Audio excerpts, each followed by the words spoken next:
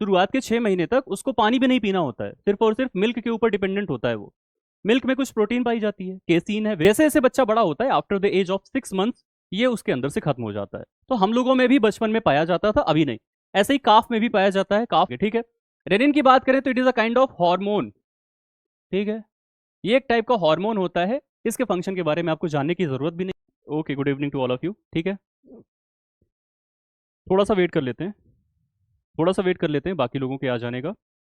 जब तक हम वेट कर रहे हैं, good evening to all of you, ठीक है। जब तक हम वेट कर रहे हैं तब तक आप लोगों के मन में अगर कोई डाउट है जो भी हमने अभी तक क्लासेस ली हैं उनसे रिलेटेड, तो आप एक बार बता दीजिएगा। देखो, आज की इस क्लास में हम लोग करने क्या वाले हैं, हम लोग यहाँ पर दो टॉपिक्स को बेसिकली लेकर के आए हैं जिनसे रिलेटेड एमसीक्यूज को हम लोग सॉल्व करेंगे। जैसे कि history of food and it's preservation, जो कि आपकी शुरुआत की 3 क्लासेस थी। आई थिंक एक क्लास और थी जो आपकी ट्रेडिशनल फूड्स ऑफ इंडिया थी, ठीक है। उसको भी हम लोगों ने कुछ पर्टिकुलर क्वेश्चंस में डाला हुआ है। आगे यहाँ पर बात हो रही है लिपिड्स की। तो लिपिड्स को हम लोगों ने शायद लास्ट क्लास में नहीं कवर किया था, जिसकी वजह से आज की इस क्लास में हम लोग लिपिड्स को भी कवर करेंगे, ठीक है। टोटल नंबर ऑफ क्वेश्चंस की अगर हम बात करें तो आज की इस क्लास में हमारे पास 59 क्वेश्चंस हैं, ठीक है। अभी अगर आपके मन में कोई भी डाउट है, जो भी चीजें आपने पढ़ रखी हैं, तो आप लोग बताओ। Good evening Bageshwari, okay, good evening to all of you, ठीक है। बताओ भाई, कोई भी डाउट है तो बताइए। जो अभी तक हमारी क्लासेस हुई हैं उनसे रिलेटेड कोई भी क्लास में कोई भी डाउट है तो बताओ। चलो वन बाय वन पूछते हैं। जो हमारी history of food and it's preservation थी उसमें कोई डाउट, या फिर उसके बाद जो आपका ट्रेडिशनल इंडियन फूड था, या फिर उसके बाद जो फोर्टिफिकेशन था, या फिर उसके बाद जो आपका ट्राइबल फूड्स ऑफ एमपी था। हालांकि उन सब चीज़ों को हम लोग यहाँ पर कवर नहीं कर रहे हैं आज की इस क्लास में, उनको हम अपकमिंग लाइव डाउट सेशन में ला करके कवर करेंगे। फिलहाल हमारे पास जो दो टॉपिक हमारे सामने हैं इनको आज की इस क्लास में कवर करने वाले हैं।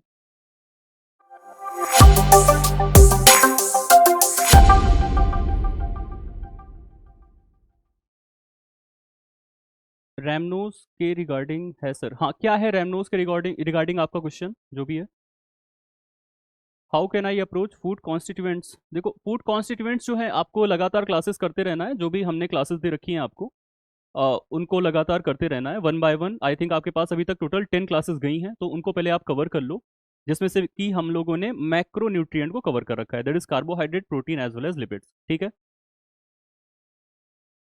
फूड फोर्टिफिकेशन में सॉल्ट का क्या बताना है लता, वहां पर हमने बताया था ना कि सॉल्ट जो है वो एक टाइप का फोर्टिफाइड फूड है, इंडिया के अंदर one of the first fortified food में से एक है, जिसको कि हम लोग 2005 से मैंडेटरी कर रखे हैं। उस दौर से लेकर के आज तक उसमें फोर्टिफिकेशन होता आया है, ठीक है। तो वहां पर हम लोगों ने एक बहुत ही इंपॉर्टेंट चीज डिस्कस किया था, वो ये डिस्कस किया था कि जो भी कॉमन सॉल्ट होता है, जो भी आयोडाइज्ड कॉमन सॉल्ट होता है, उसके अंदर प्लस एफ जो होता है उसको आप लोग मैंडेटरी नहीं है, मतलब अगर आपको पैकेट पर उसको लोगों को रखना है तो आप रख सकते हो, नहीं रखना है तो नहीं रखो। It is totally up to the जो आपका फूड बिजनेस ऑपरेटर होता है, जिन्होंने उस पर्टिकुलर सॉल्ट को प्रिपेयर किया है या प्रोसेस किया है, ठीक है। बाकी के जितने भी फूड आइटम्स हैं, चाहे वो डबल फोर्टिफाइड सॉल्ट हो, चाहे वो ऑयल हो, चाहे वो मिल्क हो, उन सब में प्लस एफ का लोगो होना कंपलसरी है, क्लियर। और ये रेगुलेशंस जो आपके 2018 वाले आए थे एफएसएसएआई के, उसके अकॉर्डिंगली है। रैमनोज के अकॉर्डिंगली, रैमनोज में आपको क्या जानना है उसके बारे में, रैमनोज के रिगार्डिंग। अच्छा, जो रैमनोज होता है वो बेसिकली एक टाइप का डीऑक्सी शुगर होता है, एक टाइप का बेसिकली मोनोसैक्राइड है वो, ठीक है। तो हमने मोनोसैक्राइड के डेरिवेटिव्स देखे थे ना, तो मोनोसैक्राइड के डेरिवेटिव्स में हम लोगों ने डीऑक्सी राइबोन्यूक्लिक एसिड की बात करी थी, डीएनए की बात करी थी, जहां पर डीऑक्सी राइबोस प्रेजेंट होता है, वैसे ही रैमनोज भी है, clear. It is a kind of monosaccharide, ठीक। ये भी डीऑक्सी शुगर होती है एक टाइप की।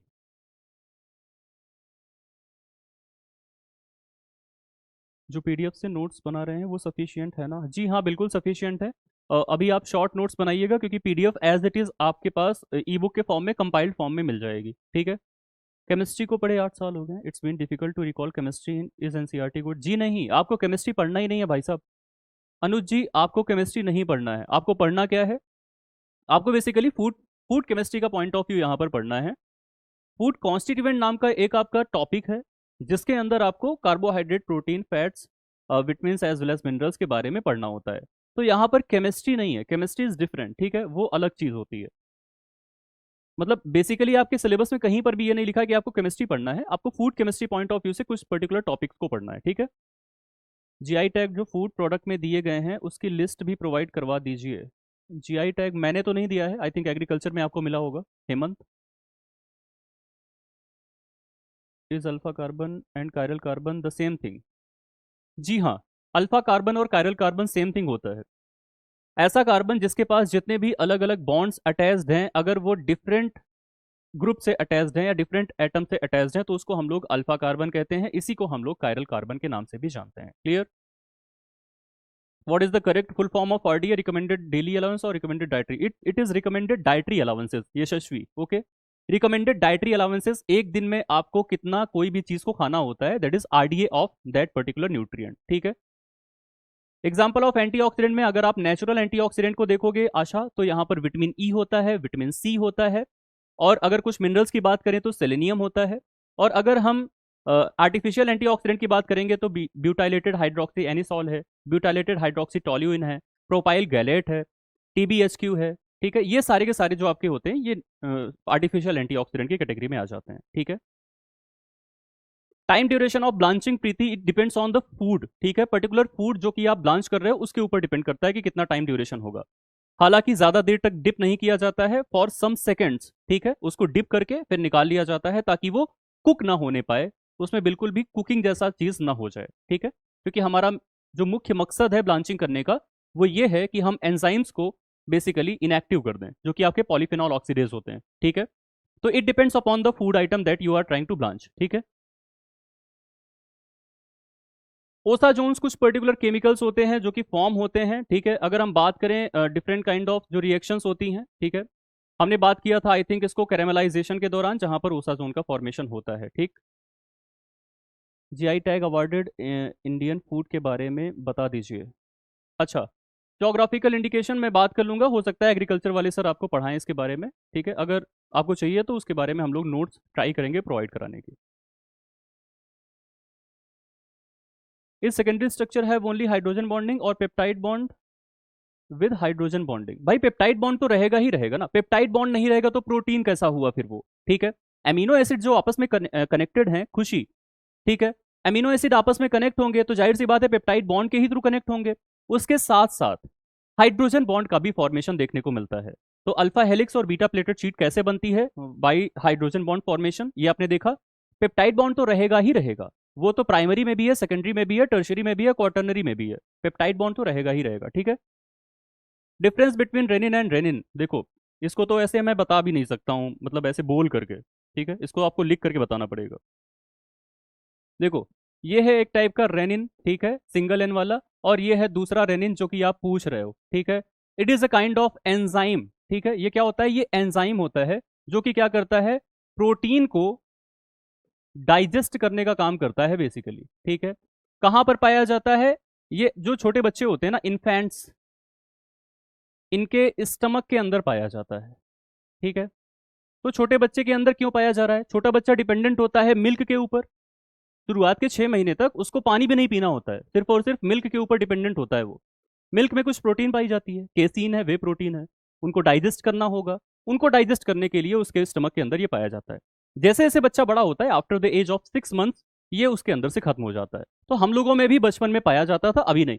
ऐसे ही काफ में भी पाया जाता है, काफ के भी अंदर पाया जाता है। ठीक है, जो गाय के छोटे बच्चे होते हैं या भैंस वगैरह के। ठीक है, रेनिन की बात करें तो it is a kind of hormone. ठीक है, ये एक टाइप का हार्मोन होता है। इसके फंक्शन के बारे में आपको जानने की जरूरत भी नहीं है, क्योंकि हमारे पास क्वेश्चन आएगा तो यहीं से आएगा। ठीक है, रेनिन ये हार्मोन होता है, हमारे बॉडी के अंदर ही सीक्रेट होता है। ठीक है, किडनी से रिलेटेड है, लेकिन आपके एग्जाम में नहीं पूछा जाएगा। ये जो आपका है ये आपके स्टमक के अंदर सीक्रेट होता है। हाँ, अगर हम इसके फूड पर्सपेक्टिव से बात करें कि क्या रोल होते हैं, तो इसको हम लोग यूज करते हैं as a proteolytic enzyme. Protein को डाइजेस्ट करने के लिए अलग अलग काइंड ऑफ फूड में इसको हम लोग यूज करते हैं, जैसे चीज वगैरह में इसका यूज देखने को मिलता है। रेनिन है, काइमोसिन है, इन सब का यूज देखने को मिलता है। ठीक है, बहुत सारे क्वेश्चन आ गए हैं अभी तो। 1 मिनट पहले ऊपर जाना है, हाँ ठीक है। बीटा शीट के बारे में बताइए। बीटा शीट्स के बारे में बताया था ना, देखो एक होता है आपका अल्फा हेलिक्स, ये दोनों सेकेंडरी स्ट्रक्चर हैं भाई, सेकेंडरी स्ट्रक्चर ऑफ प्रोटीन्स। ठीक है। अल्फा हेलिक्स में क्या होता है कि एक हेलिकल स्ट्रक्चर का फॉर्मेशन देखने को मिलता है, कुछ ऐसा स्ट्रक्चर का फॉर्मेशन देखने को मिलता है। तो ये जो सिंगल चेन हुआ करती थी, ये हेलिक्स बना क्यों ली अपने आप को? हेलिक्स इसलिए बना ली क्योंकि यहां पर हाइड्रोजन बॉन्ड्स का फॉर्मेशन देखने को मिलता है। कुछ इस तरह से हाइड्रोजन बॉन्ड का फॉर्मेशन यहां पर ऊपर नीचे होता है। हाइड्रोजन बॉन्ड का फॉर्मेशन किसके किसके बीच में होता है? तो NH2 के हाइड्रोजन के और जो COH होता है उसके ऑक्सीजन के बीच में होता है। ठीक है। तो यहां पर हाइड्रोजन बॉन्ड का फॉर्मेशन कैसे होता है? Parallel to the strand. ठीक है। हाइड्रोजन बॉन्ड कैसे हैं भाई? Parallel to the strand. ठीक है। बात करें अगर हम बीटा प्लेटेड शीट की, तो यहां पर जैसे आपके सामने ये दो स्ट्रैंड्स हैं, बेसिकली प्रोटीन का स्ट्रक्चर है। ठीक है। ये दो स्ट्रैंड्स हैं, दो स्ट्रैंड्स के बीच में यहां पर फॉर्मेशन हो रहा है किसका? हाइड्रोजन बॉन्ड का। ठीक है। यहां पर एक ही स्ट्रैंड था ना, एक ही स्ट्रैंड के within the same strand यहां पर फॉर्मेशन हो रहा था किसका? हाइड्रोजन बॉन्ड का। Parallel to the strand formation हो रहा था। बीटा प्लेटेड शीट में ऐसा नहीं है। In between the adjacent strands, ठीक है, एडजेसेंट स्ट्रैंड्स के बीच में क्या फॉर्म हो रहा है भाई? हाइड्रोजन बॉन्ड का फॉर्मेशन देखने को मिल रहा है। ठीक है। तो इसका स्ट्रक्चर अगर आप देखोगे शीट की लाइक होगा, पेपर की तरह होगा इसका स्ट्रक्चर, और इसका हेलिकल स्ट्रक्चर होगा। ठीक है। रस्सी की तरह। क्लियर? और ये दोनों कैसे हैं? ये दोनों सेकेंडरी स्ट्रक्चर ऑफ प्रोटीन है। ये दोनों सेकेंडरी के अंदर ही क्लासिफाई किए जाते हैं, alpha helix as well as beta pleated sheet. ठीक है। फूड केमिस्ट्री में जो बॉन्ड्स पढ़ा रहे हैं थोड़ा सा टफ है। देखो शुरुआत में हो सकता है टफ लगेगा, आप धीरे धीरे जैसे से पढ़ते रहोगे आसान हो जाएगा वो। ठीक। टाइम ड्यूरेशन ऑफ ब्लांचिंग बता दिया था मैंने प्रीति, ओसाजोन के बारे में बता दिया था।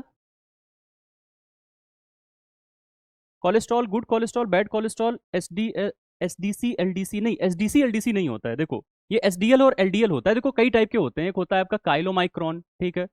थोड़ा सा थम कर चलो, हम सब पढ़ाएंगे इसको, हम लोग न्यूट्रिशन में पढ़ेंगे। काइलोमाइक्रोन हो गया, उसके बाद आता है VLDL, उसके बाद आता है LDL, फिर आता है SDL।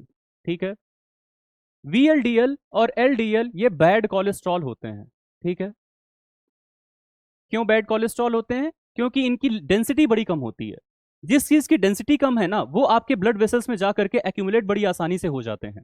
और हार्ट के अगर वेसल्स में जाकर के एक्यूमुलेट हो गए, आर्टरीज में जाकर के, तो वहां पर ये एथेरोस्क्लेरोसिस जैसी कंडीशन को कॉज करते हैं, हार्ट से रिलेटेड प्रॉब्लम होती है। HDL की अगर हम बात करें तो it is a kind of good cholesterol. ठीक है। ये एक तरह का गुड कोलेस्ट्रॉल होता है। ठीक है। अब इनमें अगर बात किया जाए कि लोवेस्ट डेंसिटी किसकी है, तो काइलोमाइक्रोन की डेंसिटी लोवेस्ट होती है भाई। ये सब क्वेश्चंस पूछे जाते हैं, हालांकि जो लोग नहीं पढ़े हैं उनको परेशान नहीं होना है। आंसर मैं सिर्फ इस वजह से बता रहा हूं क्योंकि आपने क्वेश्चन पूछा है। पढ़ेंगे हम लोग इसको न्यूट्रिशन के अंदर। ठीक है। फैट के अंदर हम लोग पढ़ेंगे, जब मेटाबॉलिज्म ऑफ फैट पढ़ेंगे तो। इसकी डेंसिटी बड़ी कम होती है लेकिन साइज सबसे ज्यादा बड़ा होता है। ठीक है। साइज इसकी अगर हम बात करें तो ये लार्जेस्ट होता है। किसका भाई? काइलोमाइक्रोन का। और ये करता क्या है? ये बेसिकली जो भी आपके लिपिड के ग्लोब्यूल्स होते हैं उनको एब्जॉर्ब कराने में हेल्प करता है। It is different. ठीक है। VLDL और LDL होता है very low density lipoprotein as well as low density lipoprotein. ये जो दोनों होते हैं बैड कोलेस्ट्रॉल कंसीडर किए जाते हैं, यही आपके आर्टरीज में जाकर के जम जाते हैं।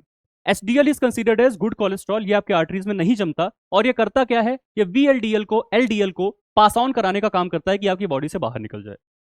ठीक है। Clear? Which factor is directly proportional to the food shelf life? Temperature या वाटर एक्टिविटी? सबसे ज्यादा अगर हम बात करेंगे तो वाटर एक्टिविटी है। ठीक है। वाटर एक्टिविटी अगर बढ़ गई तो आपका फूड सबसे ज्यादा तेजी से स्पॉइल होगा। एग्जाम्पल की बात करें, मिल्क देखो ना, मिल्क में वाटर एक्टिविटी बहुत ज्यादा है तो उसमें स्पॉइलेज बहुत जल्दी होता है। दूध आप 1-2 दिन से ज्यादा स्टोर नहीं कर सकते हो, 3 दिन से ज्यादा। हालांकि अब थोड़ा सा अल्ट्रा हाई प्रोसेस्ड मिल्क आ रहे हैं जिनको कि आप अप टू 90 डेज स्टोर कर सकते हो, दैट इज डिफरेंट। वहां पर प्रोसेसिंग करके आप स्टोर कर रहे हो, विदाउट एनी प्रोसेसिंग आप उसको नहीं स्टोर कर सकते हो। ठीक है। तो it is directly proportional to the water activity. Water activity ज्यादा है तो आपका जल्दी से वो स्पॉइल होगा। Clear? Tanu, test for detection of carbohydrate, protein, lipid पढ़ाएंगे? जी प्रदीप, बिल्कुल पढ़ाएंगे। ये देखो हालांकि आपके सिलेबस में है नहीं, लेकिन मेरे पास क्लासेस हैं फूड टेस्टिंग एंड एनालिसिस के नाम से। अगर मुझे कहीं पर दिख गया कि उसके टेस्ट पूछे जाने की संभावना है, मैं आपको जरूर उसको पढ़ा दूंगा। ठीक है।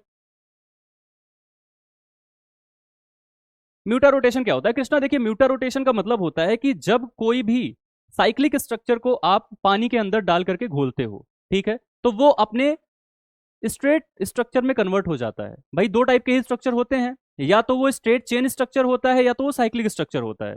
अब मान लो कि कोई साइक्लिक स्ट्रक्चर था, ग्लूकोज और फ्रक्टोज साइक्लिक फॉर्म में एक साथ जुड़े हुए थे और चीनी को बनाए हुए थे। उसको आपने जब पानी में डाल दिया तो वहां पर म्यूटा रोटेशन होता है।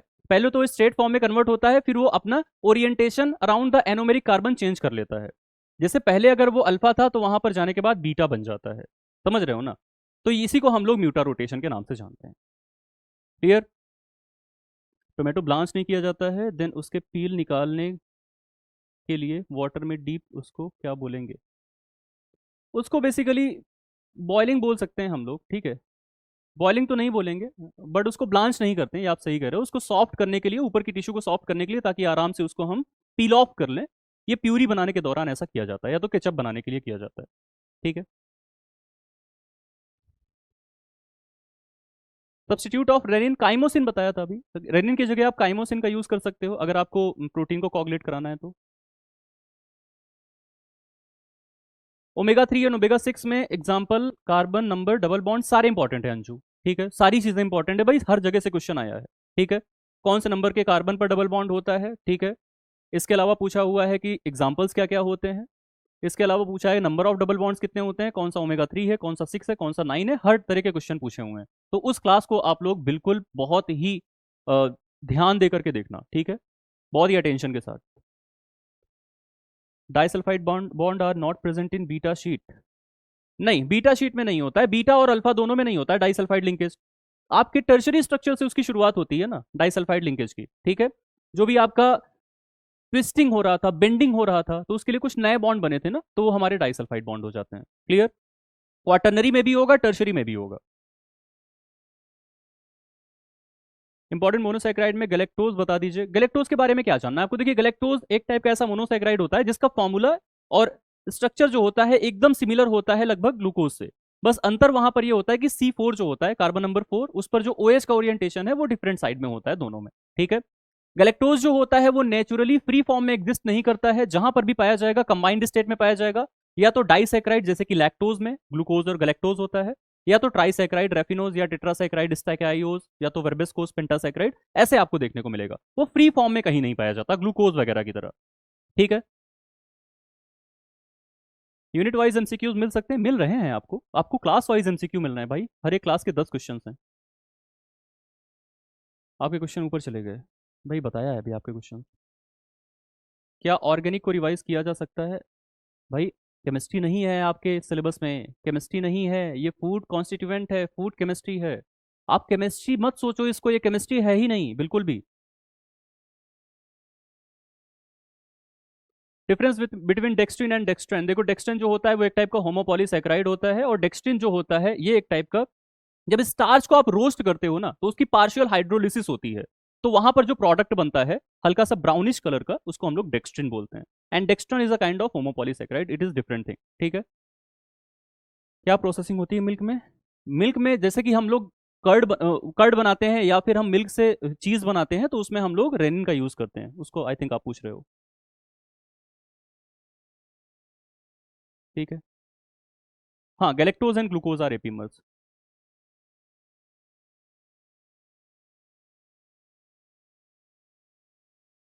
स्टीरियोआइसोमर, एपीमर, एनोमर, ये बहुत कंफ्यूजन। आप एक काम करना, उस लेक्चर को आप लोग जाकर के देखो तो, और लास्ट जो हमारा लाइव डाउट सेशन हुआ था उसमें हम लोगों ने इसके बारे में बहुत अच्छे से डिस्कस भी किया था। एक पर्टिकुलर क्वेश्चन को हम लोग लेकर के आए थे, मैच द फॉलोइंग का, उसमें बहुत अच्छे से बताया था। ठीक है, वो उसके ऊपर एक पूरी क्लास है। अभी मैं अगर उसको डिस्कस करने पर आऊंगा ना तो ये सारे क्वेश्चन हमारे मिस आउट हो जाएंगे। अभी हमारे पास 59 क्वेश्चन हैं ओवरऑल। ठीक है, इस वजह से हम लोग नहीं कर रहे। डेक्सट्रोज एक्सप्लेन करते हैं। डेक्सट्रोज कुछ खास नहीं होता भाई, ग्लूकोज, डी ग्लूकोज को ही डेक्सट्रोज बोलते हैं, नथिंग एल्स। ठीक है, डी ग्लूकोज जो आपने देखा था ना उसको डेक्सट्रोज के नाम से जानते हैं, both are synonym of each other. ठीक है,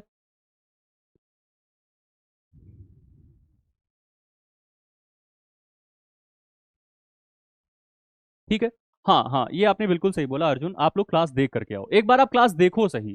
क्लास देखोगे ना तो उसमें बड़ा कोशिश करके आप लोगों को पढ़ाया हुआ है, कि हर तरह से कोशिश करी गई है कि समझ में आ जाए। ठीक है, बाकी डाउट होता है तो हम तो हैं ही यहाँ पर। ठीक,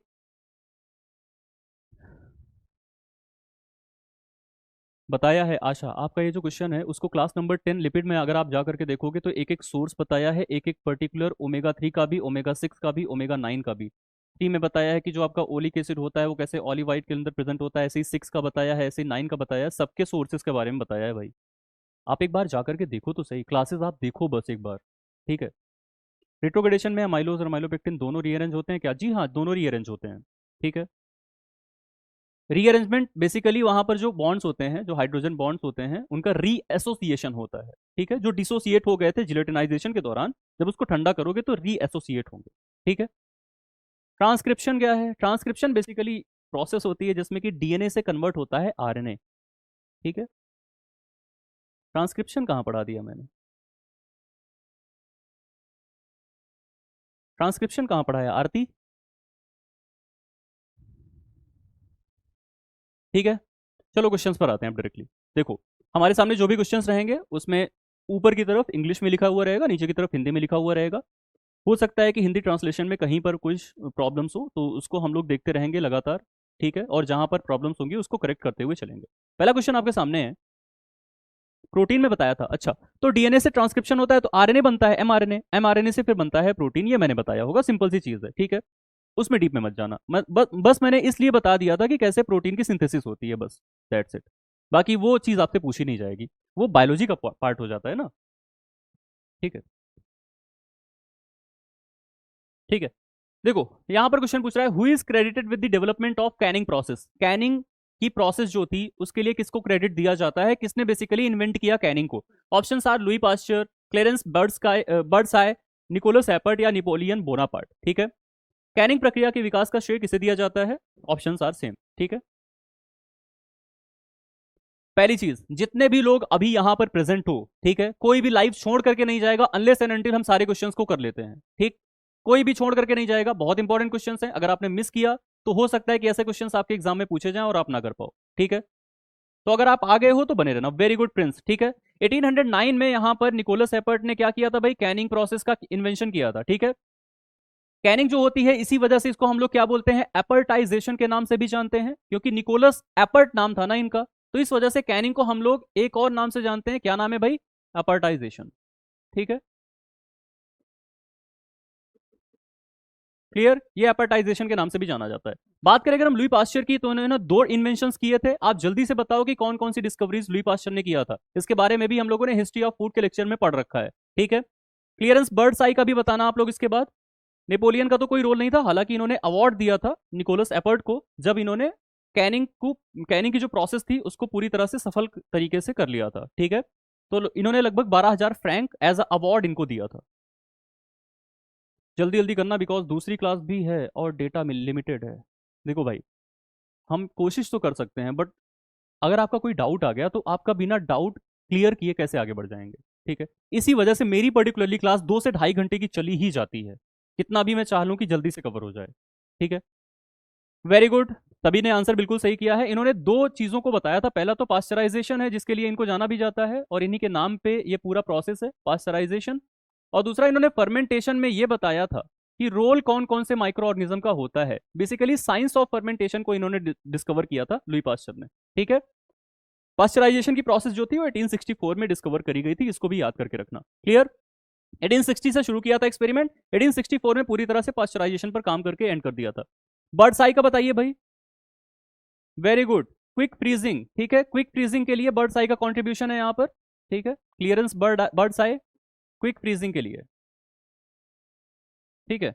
नेपोलियन बोनापार्ट, नेपोलियन वन के नाम से भी जाने जाते हैं, ये फ्रांस के अंदर जब निकोलस एपर्ट ने कैनिंग की डिस्कवरी करी थी तो इन्होंने 12,000 फ्रैंक एज अ अवार्ड इनको दिया था। ये सारी चीजें हम लोगों ने पढ़ा हुआ है, ठीक है। वेरी गुड, सभी का आंसर सही है। अगला क्वेश्चन है, which of the following was not a primary method of food preservation before 20th century? 20वीं सदी से पहले कौन सी ऐसी प्रोसेस है जो कि प्राइमरी मेथड ऑफ प्रिजर्वेशन नहीं थी? Option are freezing, salting, pickling या फिर स्मोकिंग, ठीक है। ये धूम्रपान नहीं होगा, ठीक है। ये धूम्रपान नहीं होगा, स्मोकिंग को बेसिकली स्मोक की प्रेजेंस में यहाँ पर प्रिजर्वेशन होता है। अब उसका हिंदी मीनिंग मुझे नहीं आ रहा है, ठीक है। धूम्रपान तो नहीं होगा, वो डिफरेंट है, वो स्मोकिंग नहीं है।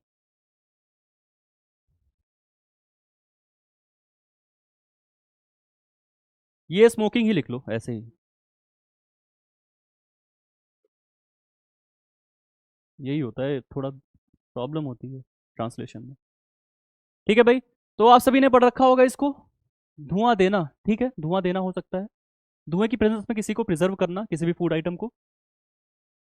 ठीक है, तो देखो यहाँ पर करेक्ट आंसर क्या हो जाएगा, option number A, that is freezing. ठीक है, freezing will be the correct answer. Freezing की डेवलपमेंट 20th सेंचुरी से पहले नहीं हुई थी, ठीक है, ये तो बाद में आया ना, बहुत ही मॉडर्न एरा में हम लोग फ्रीजिंग वगैरह करना शुरू किया। बाकी सॉल्टिंग, पिकलिंग, स्मोकिंग ये सब बहुत पहले से करते आए हैं। ठीक है, कैनिंग के साथ स्मोकिंग, बेसिकली कैनिंग के साथ नहीं करते थे, सॉल्टिंग करके स्मोकिंग करते थे मीट प्रोडक्ट में। स्मोकिंग ज्यादातर आपको मीट प्रोडक्ट में ही पढ़ना होता है।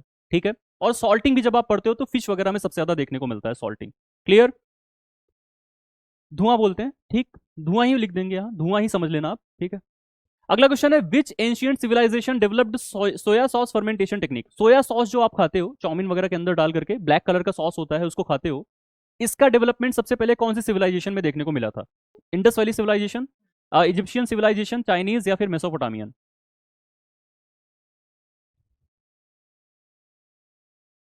ठीक है, बताइए। Chinese civilisation, very good. अब देखो चाउमीन वगैरह जो आप खाते हो चाइनीज फूड आइटम्स ही हैं ज्यादातर, तो उनके अंदर सोया सॉस आप लोग डालते ही हो। तो ये सोया सॉस की जो फर्मेंटेशन की विधि है, इसकी जो डिस्कवरी हुई थी वो चाइना के अंदर हुई थी, चाइनीज सिविलाइजेशन के दौरान हुई थी। ठीक है, ये भी एक टाइप का फर्मेंटेड फूड है भाई। क्लियर, चलो अगला क्वेश्चन है, which civilization is credited with the early use of honey as a natural preservative. मतलब शहद को सबसे पहले कौन सी सिविलाइजेशन में प्रिजर्वेटिव के रूप में रखा गया? ठीक है, option are Egyptian, Mesopotamian, Chinese या फिर इंडियन। हाँ जी, इंडियन में स्पाइसेस का यूज हम लोगों ने किया था। ठीक है, सॉल्टिंग का भी यूज हम लोग करते थे इंडियन सिविलाइजेशन के अंदर। बताइए भाई, क्वेश्चन नंबर 4। जी जी, हनी का यूज हम लोग करते हैं मेसोपोटामियन सिविलाइजेशन में। सबसे पहले हमने देखा कि मेसोपोटामियन सिविलाइजेशन जो थी उसमें हनी का यूज करके चीजों को प्रिजर्व करके रखा जाना शुरू किया गया था। ठीक है, तो ये हम लोगों ने पढ़ रखा है, यहां पर option number B will be the correct answer. Clear, B B. ठीक है, अगला क्वेश्चन है, which primitive preservation method causes a significant loss of natural vitamins and texture. ठीक है, कौन सा ऐसा प्रिजर्वेशन का मेथड है जिसको कि अगर आप अपनाते हो तो जो नेचुरल विटामिन होते हैं और जो उसका खुद का टेक्सचर होता है वो खराब हो जाता है? Option are salting, drying, pickling, cold storage. बताइए भाई, फिफ्थ का आंसर बताइए सभी लोग।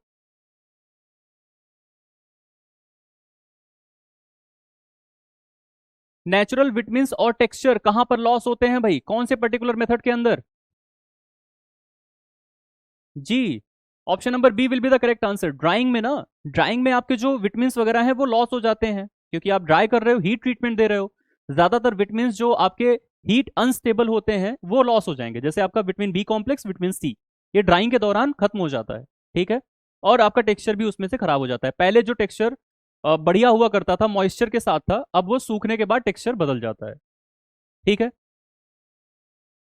अगला क्वेश्चन है, what was the main limitation of salting as a preservation method in ancient times. पुराने समय में जो सॉल्टिंग हम लोग करते थे उसकी, मतलब उसका खामी क्या था बेसिकली? हाँ, बेसिकली उसकी खामियां क्या थी? ठीक है, option are, it was ineffective in preservation of food. Second कह रहा है कि रिक्वायर्ड कोल्ड वेदर कंडीशन और कॉस्टली भी हुआ करता था, हाई सॉल्ट का कंसंट्रेशन। अगला कह रहा है कि सिर्फ और सिर्फ फ्रूट और वेजिटेबल में यूज कर सकते थे। अगला कह रहा है increased vitamin content of food इसमें देखने को मिलता था अगर हम सॉल्टिंग कराते थे तो। बताइए, सिक्स का आंसर जी बिल्कुल सही है, option number B will be the correct answer. जहां पर कोल्ड वेदर कंडीशन है वहां पर तो आप सॉल्टिंग करा करके लंबे समय के लिए प्रिजर्व कर लोगे, लेकिन जहां पर ऐसी कंडीशंस नहीं होती है वहां पर प्रिजर्वेशन उतना लंबा नहीं हो पाता है। दूसरी चीज ये बताई जा रही है कि पहले के समय में सॉल्ट का जो प्राइस हुआ करता था वो ज्यादा हुआ करता था, नमक का जो प्राइस होता था वो बहुत ज्यादा था। इस वजह से सॉल्टिंग उतना लिमिटेशन थी उसकी, बेसिकली कुछ ड्रॉबैक्स थे कि हम लोग सॉल्टिंग उस लेवल पर नहीं कर पाते थे। ठीक है, अगला क्वेश्चन है, why was sugaring an expensive method of food preservation in early times. पहले के दौर में जब हम शुगर डाल करके किसी भी चीज को प्रिजर्व करते थे तो वो एक महंगा प्रिजर्वेशन मेथड क्यों कंसिडर किया जाता था? ऑप्शन आर, ये स्कार्स कमोडिटी था, मतलब बहुत कम पाया जाता था, स्पेशलाइज इक्विपमेंट की जरूरत पड़ती थी, शॉर्ट शेल्फ लाइफ था इसका, इसके साथ रेफ्रिजरेशन की भी जरूरत पड़ती थी। बताओ,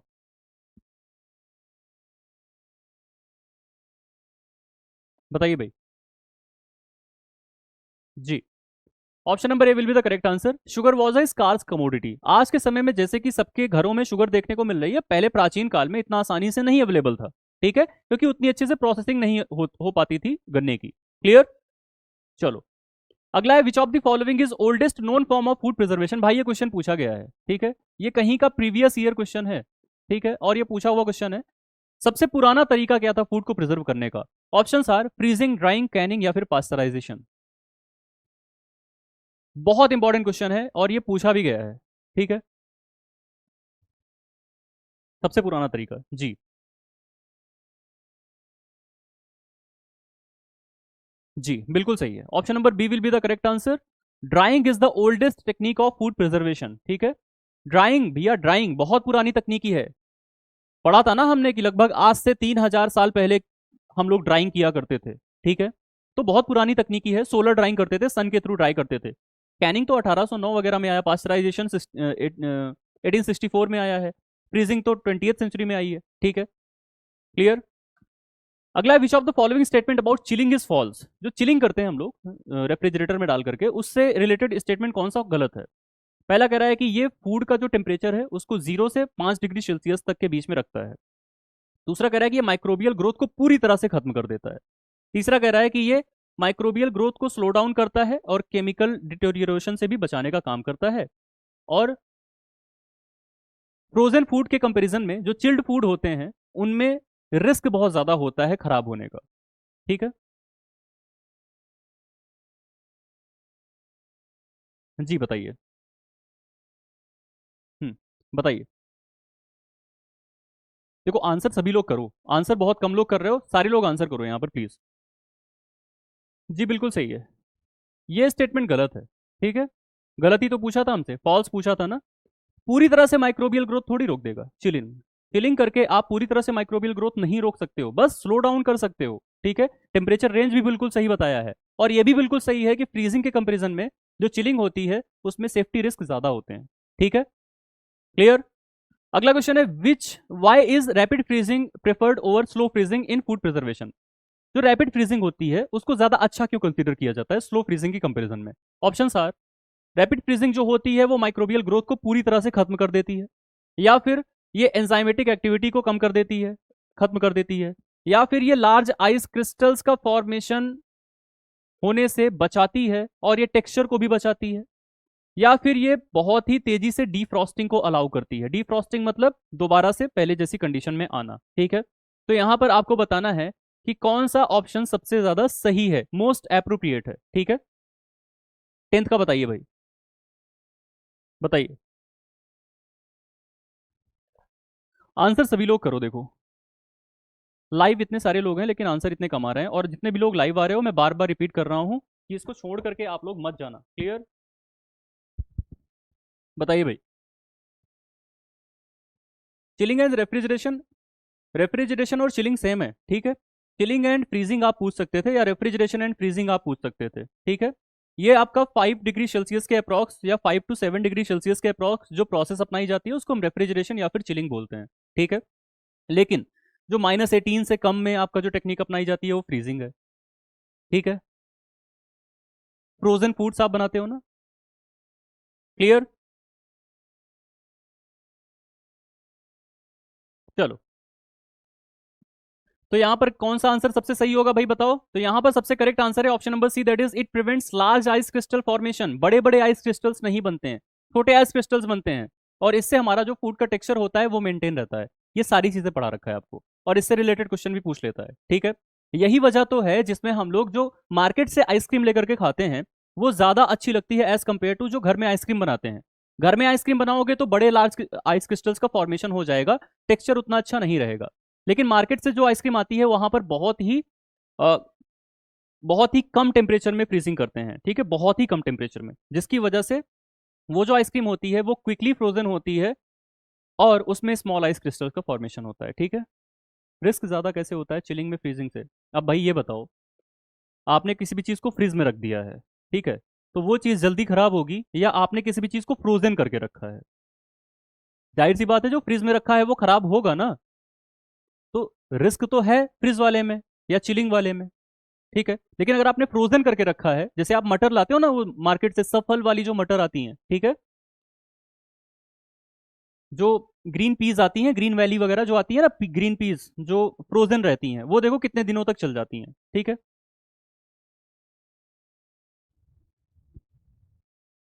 हाँ, आइसक्रीम में सीएमसी भी ऐड करते हैं राहुल। सीएमसी क्या है? ये है आपका कार्बोक्सी मिथाइल सेलुलोज, ठीक है। कार्बोक्सी मिथाइल सेलुलोज भी लार्ज आइस क्रिस्टल के फॉर्मेशन को रोकने का काम करता है, दैट्स गुड, ठीक है, वेरी गुड। ये हमने पढ़ रखा था कार्बोहाइड्रेट्स के अंदर, ठीक है। चलो, अगला क्वेश्चन है, what is the primary objective of blanching in food preservation? Blanching का मेन ऑब्जेक्टिव क्या है फूड के अंदर? भाई बहुत इंपॉर्टेंट क्वेश्चन है, काफी बार पूछा हुआ है। ऑप्शन आर, कंप्लीटली फूड को स्टरलाइज कर देगा, ठीक है, या फिर इनएक्टिवेट कर देगा एंजाइम को, माइक्रोबियल लोड को रोकेगा, रिड्यूस करेगा, या फिर सारे के सारे वाटर कंटेंट को निकाल देगा फूड के अंदर से, या फिर सॉल्ट के कंसंट्रेशन को बढ़ाएगा? बताओ बताओ, मोस्ट इंपॉर्टेंट क्वेश्चन, बहुत ज्यादा इंपॉर्टेंट है, ऐसे क्वेश्चंस आपके एग्जाम में ऑलरेडी पूछे भी गए हैं। जी बिल्कुल, मैक्सिमम लोगों ने बिल्कुल सही दिया है आंसर, मैक्सिमम क्या, सारे ही लोगों ने बिल्कुल सही दिया है। Option number B will be the correct answer. यहाँ पर एंजाइम को इनएक्टिवेट करना होता है, कौन सा एंजाइम? अगर हम बात करें तो जो आपका पेरोक्सीडेज होता है, पेरोक्सीडेज, ठीक है, इट इज द एंजाइम जो कि यहाँ पर इनएक्टिव करने की जरूरत पड़ती है, और माइक्रोबियल लोड को भी कम करेगा। भाई कितना डिग्री फ़ारेनहाइट बताया था? नियर अबाउट 180 के आसपास डिग्री फ़ारेनहाइट बताया था। अगर आप उसको डिग्री सेल्सियस में कन्वर्ट करोगे तो 85 से 90 के आसपास का डिग्री सेल्सियस आएगा, ठीक है। इतना डिग्री सेल्सियस का पानी है या स्टीम है, उससे आपने फूड को डिप करा दिया है, ठीक है। उस कंडीशन में एंजाइम जो होते हैं वो पूरी तरह से इनएक्टिव हो जाते हैं, खास करके पॉलीफिनॉल ऑक्सीडेज जैसे एंजाइम, या पेरोक्सीडेज यहाँ पर इंडिकेटर एंजाइम होता है पास्चराइजेशन का, ठीक है। और माइक्रोबियल लोड भी थोड़ा बहुत कम हो जाएगी, सारे तो नहीं कम होंगे बट वेजिटेटिव माइक्रोब जो होते हैं वो ज्यादातर कम हो जाते हैं, ठीक है। तो ये हमारा मुख्य उद्देश्य होता है ब्लांचिंग कराने का, ठीक है। थोड़ी बहुत ब्लांचिंग आपके घरों में होती भी है, हमने लेक्चर में बताया था कि घर में मम्मी लोग डायरेक्टली आलू को काट करके पानी के अंदर भरती हैं, लेकिन वो नॉर्मल वाटर होता है। अगर यही वाटर हल्का सा गर्म होता और उसमें डालने के बाद निकाल के उसको ठंडे पानी में डाल देती तो ये ब्लांचिंग हो जाता। आप लोगों ने इंडस्ट्रीज में या छोटे छोटे जो स्टोर्स होते हैं वहां पर जो फिंगर चिप्स बनती हैं उनको खाया होगा, तो उसको इसी प्रोसेस से बनाया जाता है, ब्लांच करते हैं ताकि उसमें ब्राउनिंग ना होने पाए, ठीक है। मैक्सिमम टेम्परेचर देखो बिलो, हाँ बिल्कुल सही कह रहे हो धर्मेंद्र, बिलो बॉइलिंग पॉइंट रखना होता है यहाँ पर मैक्सिमम टेम्परेचर, तो नियर अबाउट 90 85 इसके आसपास का आपका टेम्परेचर रहता है, ठीक है। क्लियर। अगला क्वेश्चन है, why is sodium bicarbonate added when blanching green vegetables? जब हम ग्रीन वेजिटेबल्स को ब्लांच करते हैं तो सोडियम बाइकार्बोनेट क्यों ऐड करते हैं? ऑप्शंस आर, माइक्रोबियल ग्रोथ को प्रिवेंट करने के लिए, या फिर न्यूट्रिशन के एब्जॉर्प्शन को बढ़ाने के लिए, या फिर ब्राइट ग्रीन क्लोरोफिल कलर को मेंटेन करने के लिए, या फिर टेक्सचर को मेंटेन करने के लिए। हरी सब्जियों में क्यों डालते हैं हम लोग सोडियम बाइकार्बोनेट ब्लांचिंग के दौरान? भाई आंसर सभी लोग करो, और बहुत सारे लोग भागना शुरू कर दिए, इतनी जल्दी भागोगे तो कैसे काम चलेगा? जब इतना इतना आप पेशेंस नहीं रख पा रहे हो कि हम एटलीस्ट लाइव क्लास में बने रहें, तो कैसे तैयारी होगी भाई?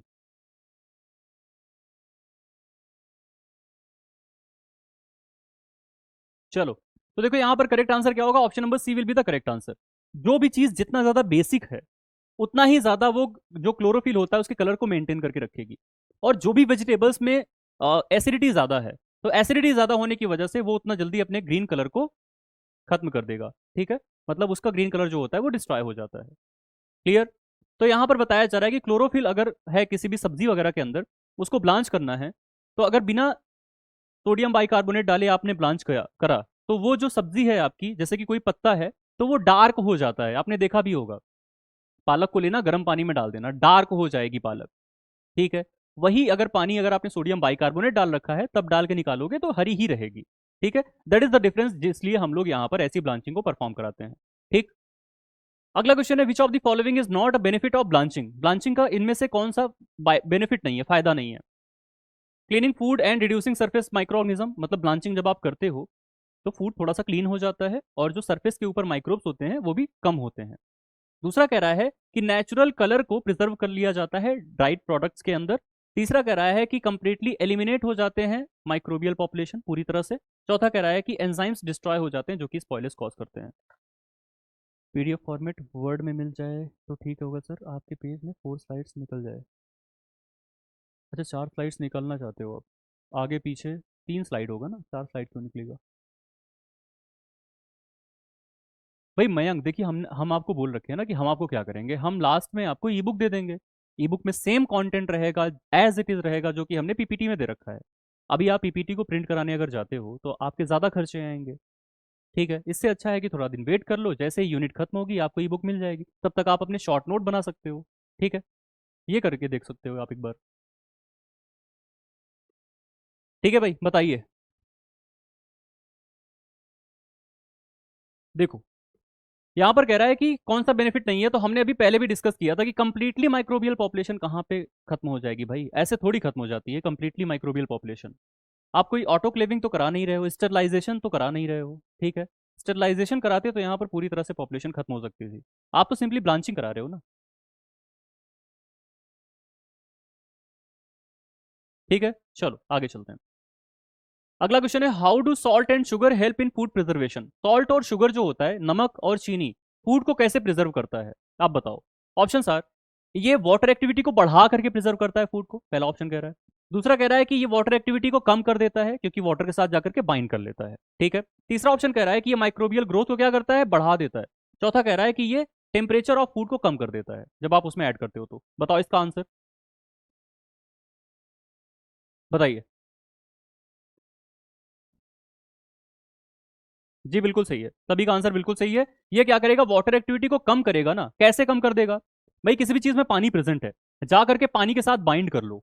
ठीक है, नमक और चीनी यही तो करते हैं, जा करके पानी के साथ बाइंड कर लेते हैं। अब बाइंड कर लिए तो वाटर एक्टिविटी कम हो गई, कम हो गई तो देरी से खराब होंगे। ठीक है, यही तरीका होता है। सर, स्टरलाइजेशन एंड ऑटोक्लेविंग में टेम्परेचर डिफरेंस क्या है? देखो, स्टरलाइजेशन जो होता है उसमें 121 डिग्री सेल्सियस पर, ठीक है, हम लोग किसी भी फूड आइटम को स्टरलाइज करते हैं। ठीक है, ऑटोक्लेविंग में एक पर्टिकुलर प्रेशर रेंज होती है, जिसके अंतर्गत हम लोग टेम्परेचर और प्रेशर के कॉम्बिनेशन से किसी भी चीज को स्टरलाइज कर लेते हैं। ठीक है, वो ऑटोक्लेव मशीन काइंड ऑफ होता है। बेसिकली जैसे आपका प्रेशर कुकर होता है वैसे ही टाइप का होता है वो। ठीक है, हाँ हाँ, ह्यूमेक्टेंट की तरह चीनी काम करती है। ठीक है, चीनी भी ह्यूमेक्टेंट की तरह काम करती है, जिससे कि वो क्या करती है, वाटर के साथ बाइंड कर लेती है, जिससे कि ये प्रिजर्व हो जाता है। ठीक है, bound water and free water, देखो फ्री वाटर वो वाटर होता है जो कि आप बाहर निकाल सकते हो किसी भी फूड प्रोडक्ट से। बाउंड वाटर को आप कभी भी चाह कर भी बाहर नहीं निकाल सकते हो। जैसे कि हमने बताया था, कैक्टस के जो कांटे होते हैं, उस कांटों के अंदर भी पानी होता है, लेकिन वो बाउंड वाटर है। लेकिन जो फ्री वाटर होता है, वो आप निचोड़ करके निकाल सकते हो। जो आप जूस पीते हो ना किसी भी चीज से, वो फ्री वाटर है। ठीक है, क्लियर मनु? और यही फ्री वाटर रिस्पॉन्सिबल होता है आपके माइक्रोबियल ग्रोथ के लिए। बाउंड वाटर में माइक्रोबियल ग्रोथ भी नहीं होती है। ठीक, अगला क्वेश्चन है, what is the minimum concentration of sugar required to halt microbial growth effectively? कितना कम से कम शुगर कंसंट्रेशन हमको रखना चाहिए कि अगर हम पूरी तरह से माइक्रोबियल ग्रोथ को रोकना चाहते हैं? तो ऑप्शन आर, 20 से 30%, 35 टू 50, 65 टू 70, 80 टू 90%। बताइए भाई। न्यूनतम एकाग्रता, कंसंट्रेशन है बेसिकली। अब एकाग्रता इसको कहते हैं? नहीं भाई, ये दूसरा एकाग्रता है, वो दूसरी कंसंट्रेशन होती है। मात्रा, ठीक है, मात्रा। मात्रा कितनी होनी चाहिए बताओ? बताओ भाई, आंसर दो। सभी लोग बताओ, ये तो पढ़ाया हुआ है ना। Option number C will be the correct answer. ठीक है, 65 टू 70%। ठीक है, 65 टू 70% कंसंट्रेशन रखते हो ना आप किसी भी चीज में। भाई जैम का टीएसएस पढ़ा है ना? टोटल सॉल्युबल सॉलिड जो एक वर्ड है ना, वो शुगर के कंसंट्रेशन को ही डिटरमाइन करता है। ठीक है, ठीक है, कैनिंग में सॉल्ट 1 टू 3% कंसंट्रेशन रखते हैं। पिछले वाले लेक्चर में 80% बताए थे। नहीं, कैनिंग के अंदर जो हमने 1 टू 3% सॉल्ट कंसंट्रेशन रखा है, वो ब्राइन के लिए रखा है ना। हमने ये नहीं कहा है कि हम वहां पर सॉल्ट के अंदर, मतलब ब्राइन के अंदर डाल करके उसको प्रिजर्व कर लेंगे। हमने वहां पर सॉल्ट के कंसंट्रेशन को इसलिए बढ़ा करके रखा है ताकि वहां पर किसी भी टाइप के माइक्रोबियल ग्रोथ होने से बचे। ये नहीं कहा है कि कंप्लीटली खत्म हो जाएगी। ठीक है, कंप्लीटली खत्म होना है तो सॉल्ट का कंसंट्रेशन कुछ और होता है, चीनी का कुछ और होता है। ठीक है, यही वजह है कि चीनी को हम लोग 60 टू 70% या 65 टू 70% रखते हैं। जैम, जेली, मामलेड, इन सब में आप जब टीएसएस पढ़ते हो तो इसी रेंज में तो होता है ना भाई। जैम में 65 से ज्यादा होना चाहिए कंसंट्रेशन, सीधे सीधे एफएसएसआई ने लिख रखा है। ठीक है, सांद्रता, हम मात्रा भी लिख सकते हैं, न्यूनतम मात्रा कितनी होनी चाहिए परसेंटेज में बेसिकली। ठीक है, तो 65 to 70%, ठीक है। पढ़ा था ना भाई, जैम वगैरह में टीएसएस पढ़ोगे। खैर आगे चल के प्रिजर्वेशन का जब टॉपिक आएगा ना, जब अलग से मैम पढ़ाएंगी तो इसको और डीप में पढ़ाएंगी वो। ठीक है, हमने तो बस बेसिक्स को अभी पढ़ रखा है। अगला क्वेश्चन है, what is the recommended concentration of salt to inhibit microbial growth in food preservation. नमक की मात्रा कितनी होनी चाहिए अगर फूड को प्रिजर्व करना है तो? 5 से 10%, 12 से 15, 18 से 25 या 30 से 40? यहाँ पर भी मात्रा हो जाएगा ना। ठीक, कितना होना चाहिए?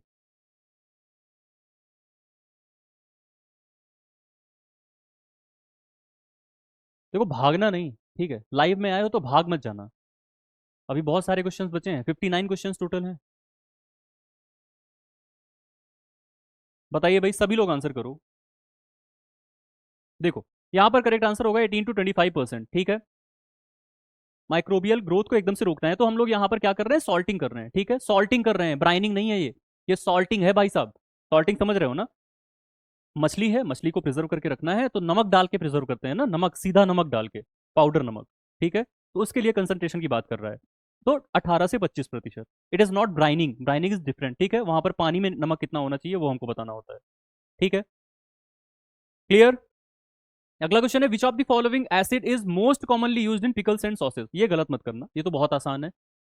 जो आपका अचार होता है या फिर जो सॉस होता है, ठीक है, उसमें नमक उसमें एसिड कौन सा यूज होता है? ठीक है, सिट्रिक, एसिटिक, एस्कॉर्बिक, मैलिक, बताओ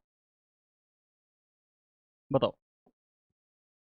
वेरी गुड, लगभग लगभग सबका आंसर सही है। Option number B, that is acetic acid. इसी को हम लोग विनेगर के नाम से भी जानते हैं। ठीक है, या अगर मैं हिंदी में बोलूं तो इसको हम लोग सिरका के नाम से जानते हैं। ठीक है, ठीक, एसिटिक एसिड या सिरका। सिरका तो हर घरों में पड़ता है ना अचार में। अचार जब बनता है घर में तो सब लोग डालते हैं सिरके को, तो अचार में तो पड़ता ही है। इसके अलावा जो आपके सॉसेस बनते हैं, टोमेटो केचप्स या सॉस वगैरह बनते हैं, उसके अंदर भी सिरके की मात्रा होती है। ठीक है, ठीक। यहां से एक क्वेश्चन बनता है, पूछा भी जाता है कभी कभी, बताओगे आप लोग? जो कमर्शियली अवेलेबल विनेगर होता है उसके अंदर एसिटिक एसिड की मात्रा मिनिमम कितनी होनी चाहिए? एनीवन?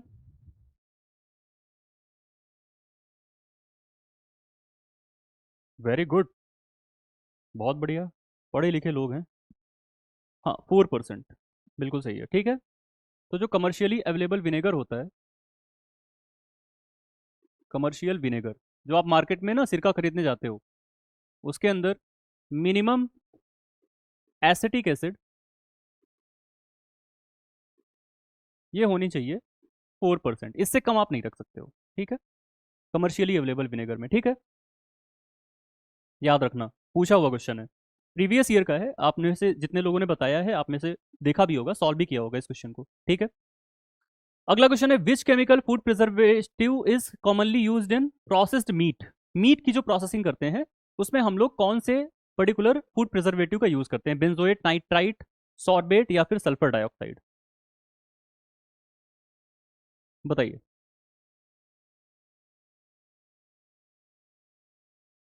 बिल्कुल सही है, वेरी गुड। नाइट्राइट्स का यूज करते हैं। ठीक है, नाइट्राइट्स जो होते हैं आपको पता होगा, क्योरिंग ऑफ मीट पढ़े होगे ना, कि जब मीट को क्योरिंग करते हैं तो उस दौरान हम लोग नाइट्राइट्स का यूज करते हैं। पहली चीज तो माइक्रोबियल ग्रोथ रुकती है, दूसरी चीज जो मीट का कलर होता है ना वो भी प्रिजर्व रहता है। ठीक है, जब हम नाइट्राइट का यूज करते हैं या नाइट्रेट का यूज करते हैं। ठीक है, बहुत ज्यादा इंपॉर्टेंट है, यहाँ से भी क्वेश्चन ज्यादातर पूछे गए हैं आपसे। ठीक है, क्योरिंग ऑफ मीट बोलते हैं इसको हम। ठीक है भाई, अगला क्वेश्चन है, what is the main reason for using benzoic acid in food preservation. Benzoic acid को जब हम फूड प्रिजर्वेशन में यूज करते हैं तो उसके पीछे का मुख्य कारण क्या है? ठीक है, ये ईस्ट के अगेंस्ट ज्यादा इफेक्टिव होता है एसिडिक फूड्स में। ये शुगर के कंसंट्रेशन को बढ़ाता है, ये फूड के टेम्परेचर को कम करता है, या फिर फूड के टेक्सचर को सही करता है?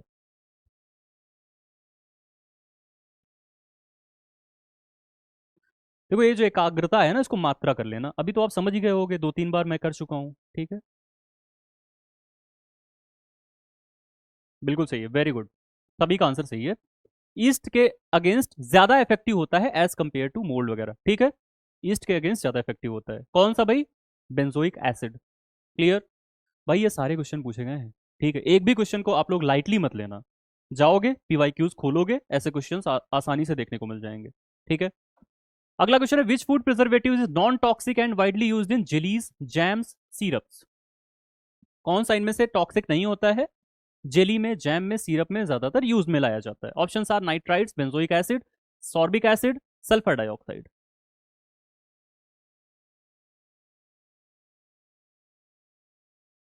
बताइए। देखो यहां पर कंफ्यूज हो आप लोग, ठीक है, तो देखो यहां पर करेक्ट आंसर होगा option number C, that is sorbic acid. पढ़ाया है भाई, कोई भी एक सिंगल क्वेश्चन नहीं है यहां से जो कि मैंने ना पढ़ाया हो अपने लेक्चर्स के अंदर, ठीक है। जिन लोगों ने पढ़ रखा है उनको पढ़ा पता भी होगा बहुत अच्छे तरीके से, ठीक है। ये सारी चीजें पढ़ा रखी हैं। क्लियर? ठीक है भाई। फॉर्बिक एसिड का इन जनरल हम लोग यूज करते हैं, ठीक है, और किस लिए? क्योंकि ये नॉन टॉक्सिक होता है, टॉक्सिसिटी नहीं शो करता है, ठीक है। What is the main function of sulphur dioxide in food preservation? जब हम फूड को प्रिजर्व करते हैं तो सल्फर डाइऑक्साइड का मेन यहाँ पर क्या रोल होता है, ठीक है। एंटी माइक्रोबियल एजेंट की तरह और एंटीऑक्सीडेंट की तरह वर्क करता है, या फिर ये स्वीटनेस को बढ़ाता है, या फिर ये फैट को बढ़ाता है, या फिर ये टेक्सचर को इंप्रूव करता है? बताओ, बताइए।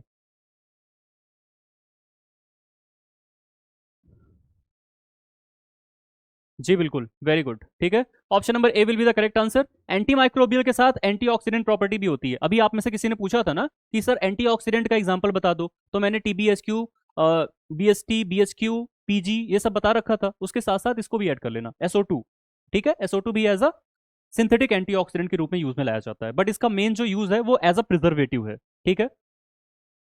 हाँ हाँ, राइट। अगला क्वेश्चन है, carbon dioxide is primarily used in food preservation to? किस लिए हम लोग कार्बन डाइऑक्साइड को मेनली यूज करते हैं फूड को प्रिजर्व करने के लिए? ऑप्शन यहाँ पर क्या क्या कह रहा है? ये एंटी माइक्रोबियल एजेंट की तरह वर्क करता है और राइपनिंग को बचाने का काम करता है, राइपनिंग से रोकता है बेसिकली, ठीक है, किसी भी चीज को पकने से रोकता है, फ्रूट वगैरह को। या फिर ये पीएच को कम करने का काम करता है, या फिर ये एक्सेस मॉइस्चर को कम करता है, या फिर ये फूड के कलर को बड़ा इंप्रूव कर देता है।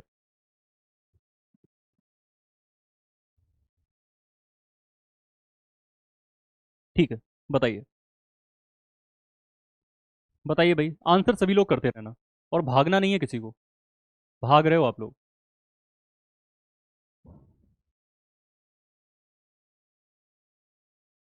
बिल्कुल सही है, option number A will be the correct answer.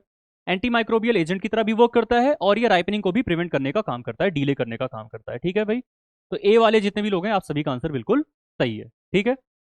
अगला क्वेश्चन है, हु इन्वेंटेड मैकेनिकल रेफ्रिजरेशन? बताओ, पढ़ाया था, कौन इन्वेंट किया है? Wilhelm Roentgen, Karl von Linde, Carl Bosch, या फिर जैक्स अर्सेने डी एस्नोवाल? बताओ।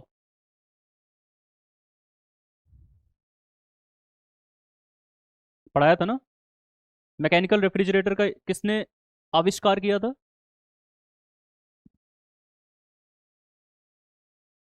जी बिल्कुल, कैल वॉन लिंडे, ठीक है। He discovered the mechanical refrigeration technique. Clear? Very good, very good.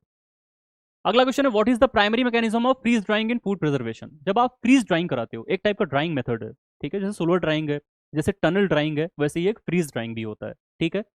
इसमें मैकेनिज्म क्या होता है, क्या इसके बिहाइंड प्रिंसिपल है बेसिकली? ऑप्शन आर, मॉइस्चर को रिमूव करते हैं फ्रीजिंग करके, फिर सब्लिमेट करते हैं आइस को लो प्रेशर के अंदर, ठीक है, या फिर स्टोर करते हैं फूड को सब जीरो टेम्परेचर्स यानी जीरो से बहुत नीचे, या फिर केमिकल्स का यूज करते हैं माइक्रोबियल ग्रोथ से रोकने के लिए, या फिर फूड की एसिडिटी को कम करते हैं। फ्रीज ड्राइंग बहुत अच्छे से पढ़ोगे, मैम आपको बहुत अच्छे से पढ़ाएंगी। बहुत छोटा हो गया क्या फॉन्ट? दिख रहा है ना आप लोगों को ये?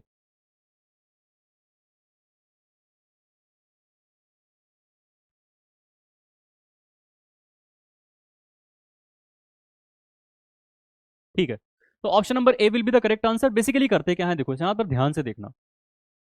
पहले तो फूड को लिया, फ्रोजन कर लिया, मतलब उसके ऊपर बर्फ जम गई है, ठीक है। अब वो जो आइस है ना, आइस, इसको बिना मेल्ट किए उड़ाना है, समझना अब इसको, ठीक है। जो अब उसके ऊपर बर्फ जमी हुई है ना, वो अब पानी में नहीं कन्वर्ट होनी चाहिए, वो डायरेक्टली किस में कन्वर्ट होनी चाहिए? भाप में, ठीक है, वेपर में। इसको हम लोग क्या बोलते हैं? सब्लिमेशन। भाई कपूर जानते हो ना, कपूर अगर आप लोग ऐसे रख दो तो उड़ जाता है, सॉलिड से डायरेक्टली गैस बन जाता है। ऐसी नेपथलीन बॉल्स आती है ना, वो डायरेक्टली सॉलिड से गैस बन जाती हैं। कुछ ऐसा ही करने की कोशिश करी जाती है जब हम फ्रीज ड्राइंग करते हैं, तो समझ रहे हो ना। पहले तो फूड को फ्रोजन किया, हाँ, फूड को फ्रोजन कर लिया, उसके बाद लो प्रेशर के अंदर वैक्यूम क्रिएट करके इसको डायरेक्टली उड़ा देते हैं, इस पूरे के पूरे आइस को सीधा आइस से क्या करते हैं, गैस में कन्वर्ट कराते हैं, ठीक है, वेपर में, वाटर बनने ही नहीं देते हैं। कुछ ये तरीका होता है किसका, फ्रीज ड्राइंग का। ठीक, क्लियर। चलो अगला क्वेश्चन है, which food preservation method uses ionizing radiation to kill bacteria and extend shelf life. बहुत आसान क्वेश्चन है। आयनाइजिंग रेडिएशन का यूज करके हम लोग कौन सा यहाँ पर मेथड अपनाते हैं, रेफ्रिजरेशन, वैक्यूम पैकिंग, इरेडिएशन या फिर फर्मेंटेशन। बताओ भाई। मुझे सिर्फ एग्रीकल्चर को पढ़ने में दिक्कत हो रही है, क्या करें, कैसे पढ़ें, प्लीज हेल्प। देखो जो भी आपको दिया जा रहा है ना, मतलब जो भी कंटेंट आपको दिया जा रहा है और लेक्चर्स जो आपको दिया जा रहा है, थोड़ा सा कंसंट्रेट होकर के अगर आप देखोगे ना उसको, तब समझ में आएगा, तब समझ में आएगा, क्योंकि कंटेंट आपको बड़ा अच्छा दिया जा रहा है। ये मत सोचना कि ये जो कंटेंट है नहीं है, बहुत अच्छा कंटेंट है आपको जो भी डिलीवर किया जा रहा है।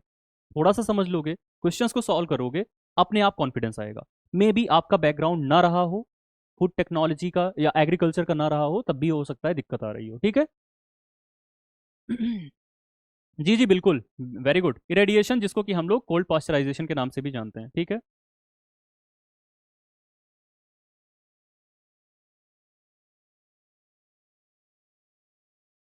ठीक है, क्लियर। चलो आगे चलते हैं।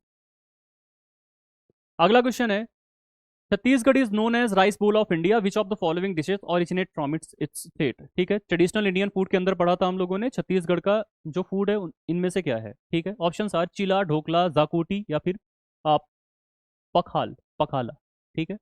बताओ।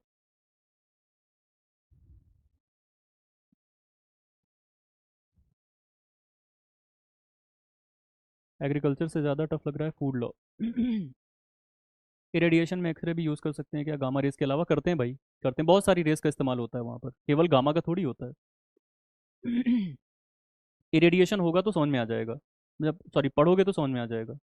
नेप्थलीन को हिंदी में पता नहीं क्या बोलते हैं तनु, देखो नेप्थलीन बॉल्स आती है ना, वो अब ये नहीं पता मुझे हिंदी में क्या बोलते हैं, ठीक है। फूड लॉ टफ लग रहा है, कोई बात नहीं, आप पढ़ोगे तो सब आसान बन जाएगा। जॉब के साथ क्लासेस नहीं कर पा रहे निशा, हाँ बहुत बड़ा मैटर है ये तो, ठीक है। सबके साथ होता है, मैं भी इसका भुक्त भोग ही रहा हूँ, ठीक है। इंडस्ट्रियल जॉब में पढ़ाई नहीं हो पाती है, कोशिश बहुत ज़्यादा करनी पड़ती है, ठीक है।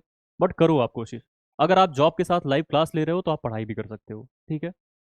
चलो, तो यहाँ पर इसका करेक्ट आंसर क्या हो जाएगा, option number A, that is चिला, ठीक है। चिला जो है वहाँ का एक फूड होता है, ठीक है। नहीं, कपूर की गोलियां नहीं होती हैं, कपूर इज डिफरेंट, वो तो कैम्फर होता है ना। अरे नहीं, फिनाइल की गोली नहीं, वो तो कहते हैं ऐसे ही, नेप्थलीन इज डिफरेंट, ठीक है। चलो, चिला, ठीक है, क्लियर हुआ। चिला जो बनता है वो बेसिकली छत्तीसगढ़ के अंदर ज़्यादा बनता है, सुबह ब्रेकफास्ट वगैरह में बनता है, और ये क्या होता है, ट्रेडिशनल फूड है छत्तीसगढ़ का। अगला क्वेश्चन है, which dish from Madhya Pradesh is similar to Rajasthan dal बाटी।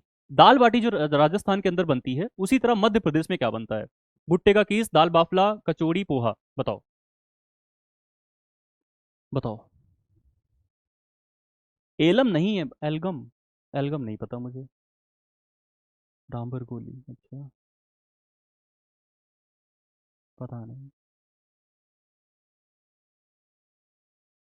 हाँ, इसका आंसर तो सबका सही होना चाहिए, ठीक है। बिल्कुल, दाल बाफला भाई, ये कहे होगा, भुट्टे का कीस क्यों होगा, भुट्टे से बनाते हो क्या बाटी, नहीं ना। दाल बाफला जैसे उधर क्या बनता है, दाल बाटी और चूरमा बनता है, यहाँ पर दाल बाफला और चटनी के साथ खाया जाता है, आई थिंक, ठीक है। थोड़ा सा डिफरेंस है, कुछ फ्राइंग टेक्निक में डिफरेंस है, घी वगैरह के अमाउंट में, और डिफरेंस है यहाँ पर किस चीज़ के साथ खाते हैं। तो वहाँ पर चूरमे के साथ खाते हैं, that is a sweet kind of dish, काफ़ी अच्छी लगती है वो। यहाँ पर चटनी के साथ खाते हैं एमपी के अंदर, ठीक है। आप में से जो एमपी का होगा वो इसको बहुत अच्छे से जानता होगा, इस पर्टिकुलर डिश को, ठीक है। चलो, पूछ सकता है एग्जाम में, ठीक है। अगला क्वेश्चन है, which dish from Orissa consist of fermented rice. Orissa में एक फर्मेंटेड राइस की डिश बनती है भाई, ट्रेडिशनल फूड से ऐसे क्वेश्चन पूछे जा सकते हैं। बताओ कौन सी बनती है, पकला या फिर दाल बाटी या फिर रागी मुड्डे या फिर निहारी। बताओ।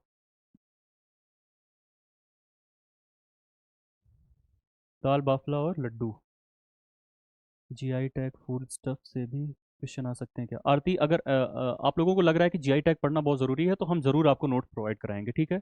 जीआई टैग से रिलेटेड आपको एक नोट प्रोवाइड करा दी जाएगी, ठीक है। ताकि अगर कहीं से भी क्वेश्चन आने के चांसेस हो तो हम हर चीज़ को कवर करें। बेसिकली ट्रेडिशनल फूड्स वहाँ पर लिखा हुआ था टॉपिक के अंदर, तो हम ट्रेडिशनल फूड्स के बारे में तो पढ़ ही रहे हैं, जीआई टैग किस किस फूड को कहाँ कहाँ पर मिला है इसके बारे में ही पढ़ लेंगे। अब देखो, जैसे आपने रसगुल्ला देखा था ना, जिसको रसगुल्ला बोला जाता है बेसिकली, तो इसका दो अलग अलग टाइप है। एक जीआई टैग मिल गया है कोलकाता या बंगाल को आप कह सकते हो, कोलकाता के पास आई थिंक, और एक उड़ीसा के पास भी है। दोनों में रसगुल्ला को ही मिला है, बट इनका जो बनाने का तरीका होता है वो थोड़ा अलग अलग होता है। तो ऐसे ही अलग अलग टाइप के जीआई टैग मिले हैं अलग अलग टाइप के फूड आइटम्स को। उसके लिए भी अगर आपको लिस्ट चाहिए तो हम प्रोवाइड करा सकते हैं आपको, ठीक है। क्लास 2 प्रिजर्वेटिव एक टाइम में एक ही यूज किया जाता है, जी हाँ प्रिया, ठीक है। उसको आप कंबाइन करके नहीं ऐड कर सकते हो, one at a time he use किया जाता है क्लास 2। इसीलिए सिंथेटिक प्रिजर्वेटिव्स होते हैं ना, अगर आप कॉम्बिनेशन में यूज करोगे तो हो सकता है टॉक्सिसिटी कॉज हो, इस वजह से, ठीक है। तो option number 1 is correct, option number A is correct. Pakhala जो होता है ये फर्मेंटेड राइस से बनता है, राइस को बेसिकली फर्मेंट करा देते हैं भिगो करके, उसके बाद उससे एक ड्रिंक बनाते हैं, ठीक है, डिश बनाते हैं, ठीक। अगला क्वेश्चन है, which city in Madhya Pradesh is famous for its Ratlami save. बताओ भाई एमपी वालों, रतलामी सेव के लिए कौन सी सिटी फेमस है? भोपाल, इंदौर, उज्जैन या फिर ग्वालियर? रतलामी सेव आपके यहाँ के तो बहुत फेमस है, ट्रेडिशनल फूड है ना ये।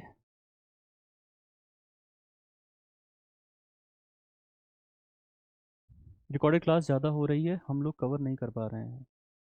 देखो, शुरुआत में आप लोगों ने कहा कि सर आप क्लास ही नहीं दे रहे हो, हम लोग इंतजार में बैठे हुए हैं, आप क्लास ही नहीं दे रहे हो। अब क्लास दे रहे हैं तो आप लोग कह रहे हो ज़्यादा हो रहा है। भाई मैंने पहले ही बता दिया था ना कि क्लासेस ज़्यादा होंगी, नंबर ऑफ क्लासेस ज़्यादा होंगी, पहले ही बता रखा था आपको, तो उसी के हिसाब से प्रिपेयर्ड रहो। अभी तो हम सिर्फ 2 दे रहे हैं, एक दिन में आगे चल के 3 देना भी शुरू करेंगे, क्योंकि हम चाहते हैं कि अप्रैल एंड तक आप एक बार कोर्स कंप्लीट कर लो, ठीक है। डिम्पी, आपने अगर जो फूड केमिस्ट्री की पुरानी वाली क्लासेस को अगर देख रखा है, 28 क्लासेस जो थी, उसको आप अभी अभी फिलहाल के लिए आप दोबारा से एक बार 10 क्लासेस जो ऐड हुई हैं उनको देखो, क्योंकि इसमें कुछ नए कंटेंट को ऐड किया है। हो सकता है कुछ चीज़ें आप मिस कर जाओ, ठीक है ना। तो एक बार 10 क्लासेस हैं, आप जल्दी कर लोगे क्योंकि आप एक बार पहले से पढ़ रखे हो, ठीक है।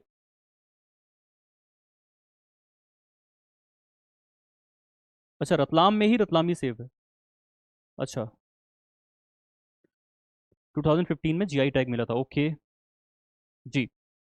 तो ये इंदौर, इंदौर जो है इसके लिए फेमस है। इंदौर बेसिकली नमकीन के लिए जाना जाता है, और उसमें से पर्टिकुलरली जो रतलामी सेव है वो उसके लिए भी बहुत ज़्यादा जाना जाता है, ठीक है। ओके।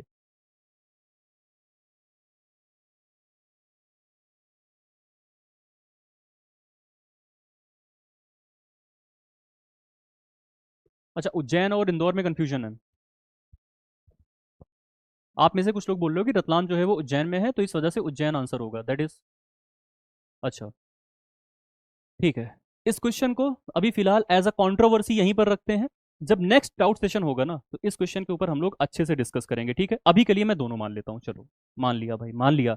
आप लोग बता रहे हो तो आपके ऊपर जाकर के मैं मान ले रहा हूँ कि दोनों को मिला होगा, बट अगले डाउट सेशन में ना इसको दोबारा लेकर के जरूर आएंगे, ठीक है। ठीक ठीक, मान लिया मैंने, ठीक है। उज्जैन संभाग में आता है, मैं आपके कहने पे मान ले रहा हूँ बेसिकली। इंदौर मैंने आंसर बताया था, अगर दोनों आप लोग बता रहे हो, नेक्स्ट आउट सेशन में मैं दोनों को आकर के यहाँ पर कवर करूंगा, इसमें से मोस्ट अप्रोप्रिएट कौन सा है मैं इसके बारे में भी डिस्कस करूंगा, ठीक है। ठीक ठीक, ओके। अगला क्वेश्चन है, which Mughlai inspired food from Madhya Pradesh is rich mutton curry, ठीक है। मटन करी जो होती है मध्य प्रदेश की एक मुगलई इंस्पायर्ड डिश है, वो कौन सी है? दाल बाफला, गोश्त कोरमा, भुट्टे का कीस, सीख कबाब, बताओ। इंदौर सही है। देखो, अगले डाउट सेशन में दोबारा से डिस्कस कर लेंगे, अभी थोड़ा सा कंट्रोवर्शियल बने रहने देते हैं ना, नहीं तो लड़ाई करने लगोगे आप लोग, ठीक है।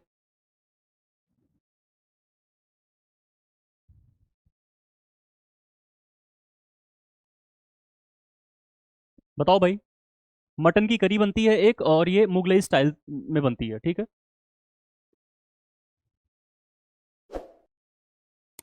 Correct, option number B will be the correct answer. Gosht korma जो होता है ये यहाँ पर फेमस है, मुगलई स्टाइल में बनाया जाता है, एमपी का एक डिश है, ट्रेडिशनल डिश है। अगला क्वेश्चन है, which beverage from Madhya Pradesh is creamy yoghurt based dessert from the Malwa region. बहुत इंपॉर्टेंट क्वेश्चन है, ठीक है, बहुत इंपॉर्टेंट क्वेश्चन है ये। देखो, यूजुअली ना थ्रू आउट द इंडिया हम लोग जिसको शिकंजी बोलते हैं वो एक्चुअल में नींबू से बनती है, ठीक है। लेकिन आपके एमपी रीजन में योगर्ट यानी दही से बनने वाली एक शिकंजी होती है, उसको शिकंजी ही बोला जाता है, ठीक है। Option number A will be the correct answer. Clear. तो ये शिकंजी वो शिकंजी नहीं है जो through out the India consume करी जाती है, ये शिकंजी वो शिकंजी है जो सिर्फ एमपी में कंज्यूम करी जाती है, ठीक है। और इस शिकंजी में योगर्ट पड़ता है, दही पड़ती है, ठीक है। और ये बहुत ही यूनिक है, बहुत यूनिक है, ठीक है। हम लोग थ्रू आउट द इंडिया जो शिकंजी पीते हैं उसमें बेसिकली नींबू होता है, पानी होता है, चीनी होता है, दैट्स इट। लेकिन यहां पर कुछ डिफरेंट दिख रहा है, ठीक है। चलो, अगला क्वेश्चन है, which traditional tea from Madhya Pradesh has a Mughlai influence and is spiced, ठीक है। कौन सी चाय है जो मुगलई इन्फ्लुएंस से मिलकर के बनती है, ठीक है, और स्पाइस का भी यूज किया जाता है। ऑप्शन आर सुलेमानी चाय, मसाला चाय, नून चाय, ग्रीन टी। केबीसी में भी आया था ये क्वेश्चन, ओके। तो देखो कितना इंपॉर्टेंट है भाई, याद कर लेना। तब तो केबीसी में पूछा था तो याद कर लेना, हो सकता है फेमस चीज हो ये, पूछ ही ले आपसे तो क्या करोगे।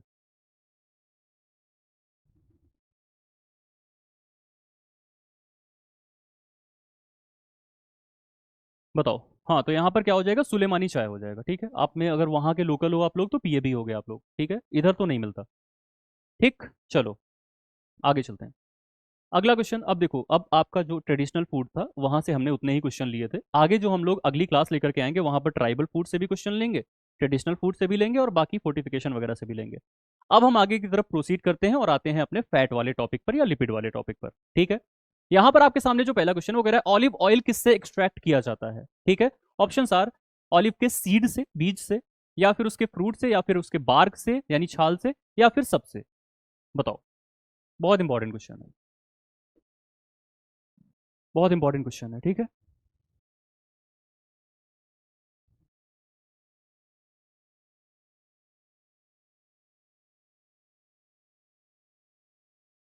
नहीं, नहीं, सीड नहीं होता है, इसीलिए मैंने कहा ना कि थोड़ा सा इंपॉर्टेंट है, ठीक है।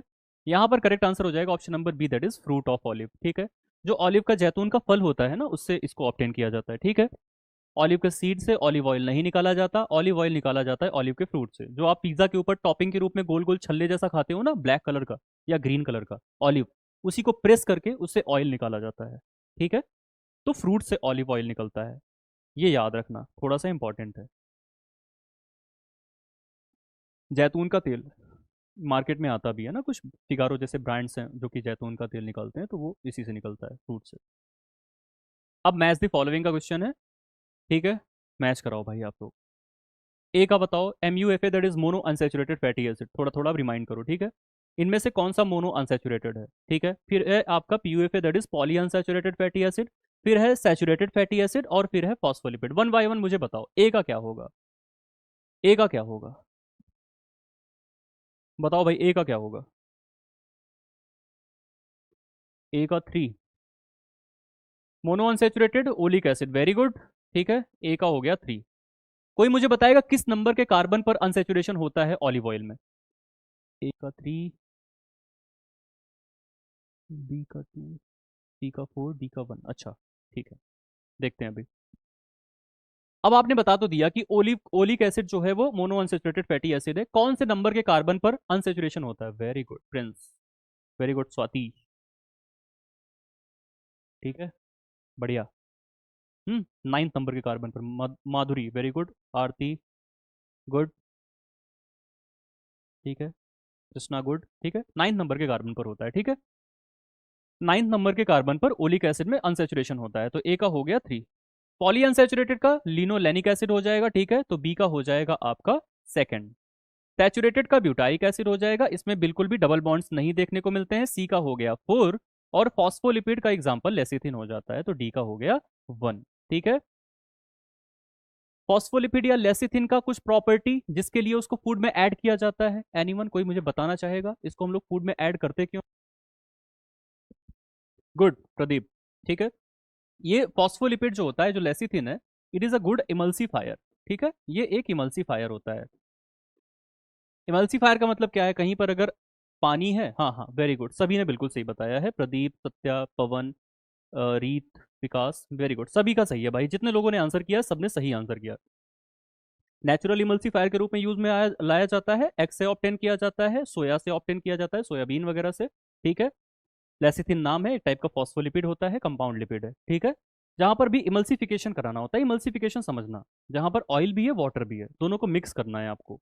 तो भाई मिक्स तो होते नहीं है ऑयल और वाटर, क्योंकि ऑयल नॉन पोलर है, वाटर पोलर है। एक इमल्सीफायर डाल दो, ये फॉस्फोलिपिड या लेसिथिन, ठीक है, मिक्स हो जाएगा आपस में, ठीक है ना। जो मार्केट में लस्सी वस्सी नहीं आती है, ये जो आपका टेट्रा पैक पीते हो, इमल्सीफायर रहता है उसमें, नहीं तो फैट कैसे मिक्स कर पाएंगे ये लोग दूध के अंदर, ठीक है। कंपाउंड लिपिड है बिल्कुल। ऑप्शन अगला क्वेश्चन भी आपका क्या है, मैच द फॉलोइंग का ही है, ए का बताओ भाई सबसे पहले। हाइड्रोजनेटेड ऑयल इनमें से क्या होगा? हाइड्रोजनेटेड, पूरी तरह से हाइड्रोजनेट कर दिया है। अच्छा, also polysorbate, okay Yogesh. Hydrogenated, completely hydrogenated कौन सा है इनमें से, ए का बताओ। ए का टू होगा, चलो बिल्कुल सही है। वनस्पति घी जो आता है, डालडा वगैरह जो आते हैं, वो हाइड्रोजनेटेड है, ठीक है। पार्शियली हाइड्रोजनेटेड बता दो, बी का बता दो क्या होगा भाई। हाँ, ए का तो टू हो गया, बिल्कुल सही है। हाँ बिल्कुल सही है, वनस्पति है। बी का बता दो, पार्शियली हाइड्रोजनेट किया तो क्या करोगे। बी का वन, अच्छा। Partially hydrogenated oils trans fat, very good very good, ठीक है, बी का वन। लास्ट क्लास में मैंने बताया भी था, किसी ने पूछा था कि सर ट्रांसफैट क्या होता है, तो बेसिकली जब हम पार्शियल हाइड्रोजनेशन कराते हैं, कंप्लीट नहीं करा पाते, तो जो आपका डबल बॉन्ड है, उसके अराउंड जो कार्बन होते हैं, उस पर जो हाइड्रोजन होता है, उसका ओरिएंटेशन बदल जाता है। नॉर्मली सिस होता है, जितने भी आप ऑयल खाते हो सब में सिस है, ठीक है। लेकिन अगर आप पार्शियल हाइड्रोजनेशन कराते हो तो ट्रांस में कन्वर्ट हो जाता है वो, ठीक है।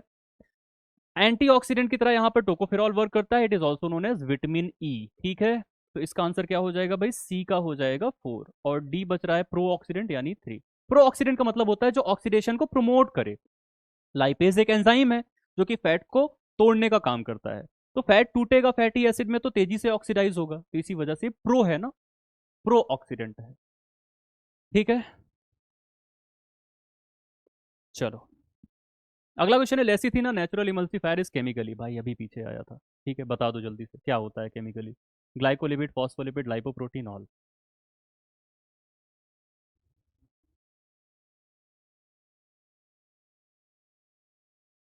बताइए।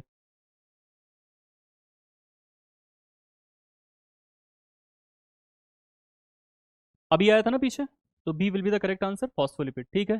Phospholipid will be the correct answer, बिल्कुल सही है। अगला क्वेश्चन है, carotene, sterols and lipid soluble vitamins किस चीज के एग्जांपल हैं, मतलब लिपिड के अंदर कहां पर क्लासीफाई किए जाते हैं, सिंपल, कंपाउंड, डिराइव्ड, या फिर सारे में क्लासीफाई किए जाते हैं, बताओ। भाई देखो आंसर सभी लोग करो और भागो नहीं, भागने लगे आप लोग, बहुत सारे लोग अचानक से छोड़ के भाग गए हो, ऐसे मत किया करो, ठीक है। देखो यहाँ पर इसका करेक्ट आंसर हो जाएगा option number C, that is derived lipid, ठीक है। डिराइव्ड लिपिड के अंदर ये सब क्लासीफाई किए जाते हैं, स्टेरॉल जितने भी होते हैं, जितने भी फैट सॉल्युबल विटामिन्स होते हैं, सब इसके अंदर आ जाते हैं, ठीक है। नायासिन और नाइसिन बताइए डिफरेंस, अच्छा।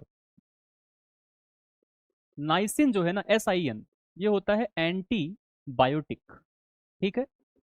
और एंटीबायोटिक को भी ऐड करते हैं एज अ फूड एडिटिव, ठीक है। फूड एडिटिव में पढ़ाऊंगा, अगर होगा कहीं पर तो पढ़ाऊंगा, ठीक है।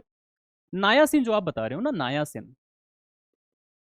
ये है विटामिन B3, ठीक है। अभी विटामिन खुलने वाला है जल्दी ही आप लोगों का अगला लेक्चर, जैसे ही यहाँ पर 8 क्लासेस कंप्लीट हो जाएंगी ना, तो उधर विटामिन से ही शुरुआत हो जाएगी आपकी। तो पहले फैट सॉल्युबल पढ़ोगे, फिर वाटर सॉल्युबल। वाटर सॉल्युबल में जो विटामिन B3 होता है ना, वो कहलाता है केमिकली नायासिन, ठीक है। इसकी डेफिशिएंसी से पेलाग्रा जैसी डिजीज होती है। हाँ, niacin produced by micro organism, बिल्कुल सही है, ठीक है। और नाइसिन एक टाइप का एंटी माइक्रोबियल या एंटीबायोटिक कंपाउंड होता है, ठीक है, एंटी माइक्रोबियल या एंटीबायोटिक। एंटी माइक्रोबियल भी लिख सकते हो, ठीक है। सर ये क्लासेस हो चुकी हैं क्या, नहीं ये नायासिन वगैरह नहीं हुई है, ठीक है, अभी होगी। हाँ हाँ, B3 से पेलाग्रा होता है, थायामिन नहीं, थायामिन B1 होता है ना मनु, थायामिन B1 होता है ना, ठीक है। B3 की डेफिशिएंसी से पेलाग्रा होता है, वो उसको 3D या 4D डिजीज बोलते हैं, चिंता मत करो, सब लोग सब बहुत अच्छे से पढ़ेंगे, थोड़ा सा वेट कर लो, ठीक है, थोड़ा सा वेट कर लो। अगला क्वेश्चन है, which of the following is a saturated fatty acid, इनमें से सैचुरेटेड कौन सा है। लिनोलिक, लिनोलैनिक, ओलिक, स्टीयरिक, बताओ। बताओ भाई। 38, बिल्कुल सही है, option number D will be the correct answer, stearic acid. Stearic acid is a kind of saturated fatty acid, ठीक है। बाकी सब अनसैचुरेटेड है, ये मोनो अनसैचुरेटेड है, ये पॉली अनसैचुरेटेड है, ठीक है। पढ़े हो, सब चीज़ तो पढ़े हो आप। अगला क्वेश्चन है पेरोक्साइड्स आर फॉर्म ड्यूरिंग, पेरोक्साइड्स का फॉर्मेशन कब होता है? अच्छा, रेंसिडिटी में, जब ऑक्सीडेटिव रेंसिडिटी होती है तो उसके कौन से स्टेप पर पेरोक्साइड का फॉर्मेशन होता है, ये पूछ रहा है। ठीक है, options are hydrolytic rancidity, step नहीं पूछा है, सीधे सीधे पूछ लिया है किस टाइप की रेंसिडिटी में फॉर्मेशन होता है। Hydrolytic, microbial and oxidative, all of the above. बताओ।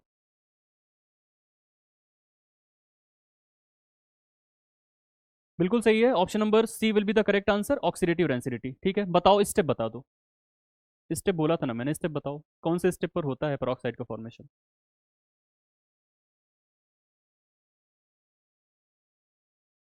ऑक्सीडेटिव रेंसिडिटी में स्टेप्स होते हैं ना भाई। हाँ हाँ, नॉन एसेंशियल था स्टेरिक एसिड, वो एसेंशियल नहीं है, एसेंशियल में सिर्फ ओमेगा 6 और ओमेगा 9 आते हैं ना। Very good, propagation second stage, बिल्कुल सही है। ठीक है, प्रोपेगेशन स्टेप।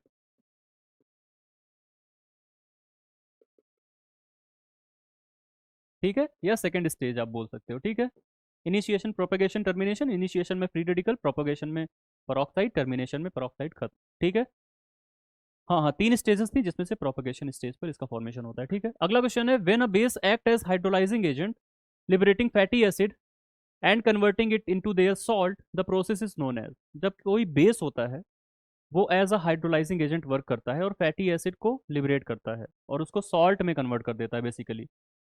जैसे सोडियम हाइड्रोक्साइड आपने डाला है तो सोडियम के सॉल्ट का फॉर्मेशन हो जाएगा, एक सोप लाइक स्ट्रक्चर का फॉर्मेशन। ठीक है, इस प्रोसेस को क्या कहते हैं? Hydrolytic rancidity, oxidative, saponification, all of the above.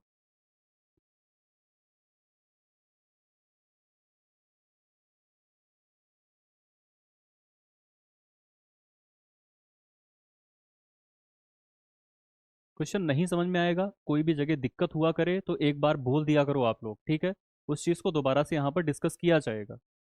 ठीक, हाँ बिल्कुल सही बता रहे हो, सपोनिफिकेशन। ठीक है, सपोनिफिकेशन में क्या होता है, बेस जो होते हैं वो सोप का फॉर्मेशन करते हैं। ठीक है, जब base as a hydrolyzing agent work करते हैं। ठीक है, तो ये चीज़ देखने को मिलती है। ठीक है ना। अगला क्वेश्चन है which stage of oxidative rancidity involve the formation of peroxide. देखो वही पूछ लिया जो अभी पीछे बोला था, कौन सी स्टेज थी? प्रोपेगेशन थी। ठीक है, ठीक है, अभी आपने बताया था प्रोपेगेशन स्टेज था। अगला क्वेश्चन है what is the primary outcome of termination stage of oxidative rancidity. बताओ टर्मिनेशन स्टेज में क्या होता है। ऑप्शन आर नए रेडिकल का फॉर्मेशन होता है, पेरोक्साइड का फॉर्मेशन होता है, नॉन रेडिकल प्रोडक्ट का फॉर्मेशन होता है, या फिर फ्री रेडिकल का फॉर्मेशन होता है।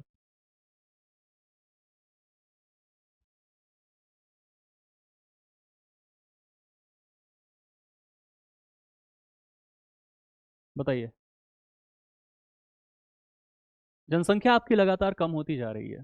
ठीक है, यहाँ लाइव क्लास से, जो कि बहुत ही चिंतनीय विषय है। ठीक है, नहीं होना चाहिए ऐसा। इसका मतलब आपको क्लास में मजा नहीं आ रहा है बेसिकली।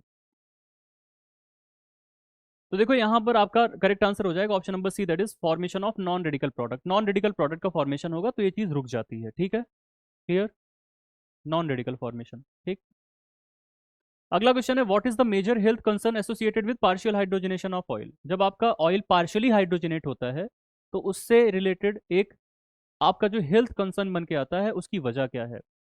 सैचुरेटेड फैट का फॉर्मेशन, ट्रांस फैट का फॉर्मेशन, उसके मेल्टिंग पॉइंट का कम हो जाना, या फिर एंटीऑक्सीडेंट का बढ़ जाना। डेटा खत्म हो गया होगा, ओके। अब मैंने बोल दिया तो और लोग भाग रहे हैं। मोटिवेट नहीं कर रहा हूँ आपको, बोल रहा हूँ रुके रहो ना यहाँ पर।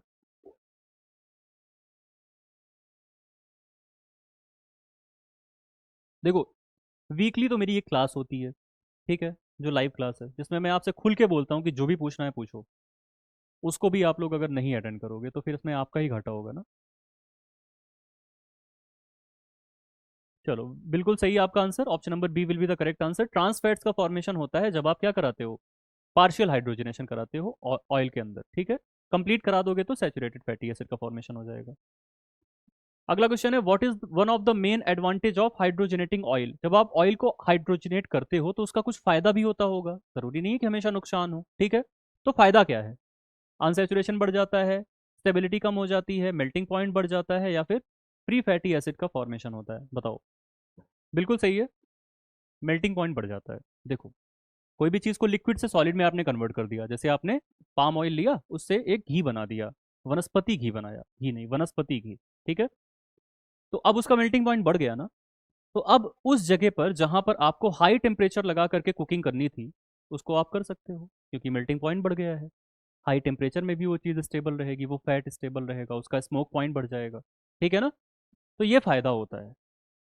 ऑफिस से आने में लेट हो जाता है सर, 7 बजे से क्लास अगर स्टार्ट हो तो बेटर रहेगा। देखो फिर देखते हैं। आप ये जो आपका कंसर्न है ना, जितने भी लोग हो, अगर आपका कंसर्न है कि दिक्कत हो रही है, तो एक बार मैनेजमेंट पर कॉल ज़रूर कर देना, ठीक है? यहाँ अभी नीचे एक नंबर चल के आएगा, तो उस नंबर पर एक बार आप इन्फॉर्म कर देना कि 7 बजे से शुरू कर दो। और अगर 6 बजे से ही रहने देना है तो 6 बजे वाले बोल देना, जिनका वोटिंग ज़्यादा होगा उसके अकॉर्डिंगली हम लोग क्लास को शिफ्ट भी कर देंगे। ठीक है? ठीक है। अगला क्वेश्चन है, which of the following is not considered a derived lipid? Derived lipid इनमें से कौन सा नहीं होता है? Options are carotene, sterol, phospholipid, lipid soluble vitamin. भागना नहीं, जितने भी लोग हो भागना नहीं। 9 बजे से शुरू करो, हम यहीं पर पड़े रहें ऑफिस में। आप तो ऑफिस से आ जाओगे 7 बजे 6 बजे, हम यहीं पे रहें, यहीं सोएं।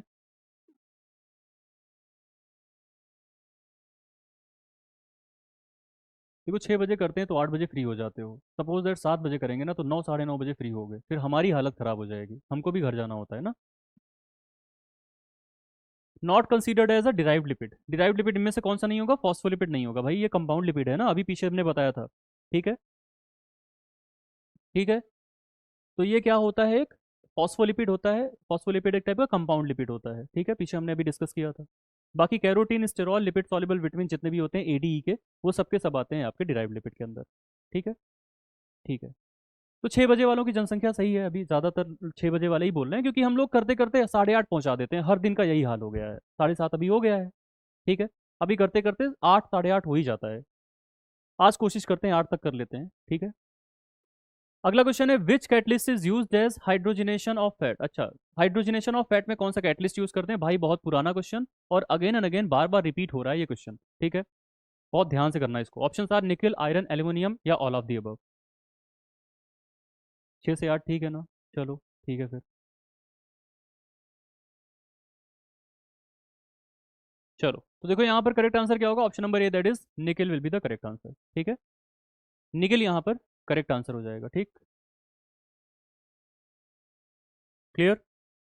निकल, इसके अलावा कौन सा यूज करते हैं, कोई बताएगा? निकल के अलावा भी कोई कैटलिस्ट है जिनका यूज करते हैं? हाइड्रोजनेशन कराते हो ना आप, पढ़ाया भी है, हाइड्रोजनेशन पढ़ाया है ना आपको। निकल के अलावा कौन सा यूज करते हैं? निकल से तो क्वेश्चन सबसे ज्यादा आता है। कैडमियम नहीं करते, पैलेडियम करते हैं, प्लेटिनम करते हैं, राइट। ठीक है? तो प्लेटिनम या पैलेडियम भी यूज करते हैं। ठीक है? ये दोनों भी यूज करते हैं, प्लेटिनम पैलेडियम, निकल के अलावा। ठीक है? अगला क्वेश्चन है, which of the following fatty fatty acid which of the following fatty acid can not synthesized by human body and must be obtain from the diet? कौन सी फैटी एसिड है जो कि हमारे बॉडी के अंदर सिंथेसाइज नहीं हो सकती है, नहीं बनती है, बाहर से खाना अनिवार्य है? Omega 3, omega 6, omega 6, omega 9, omega 9 और सैचुरेटेड, जितने भी ओमेगा फैटी एसिड हैं वो सारे, बताओ।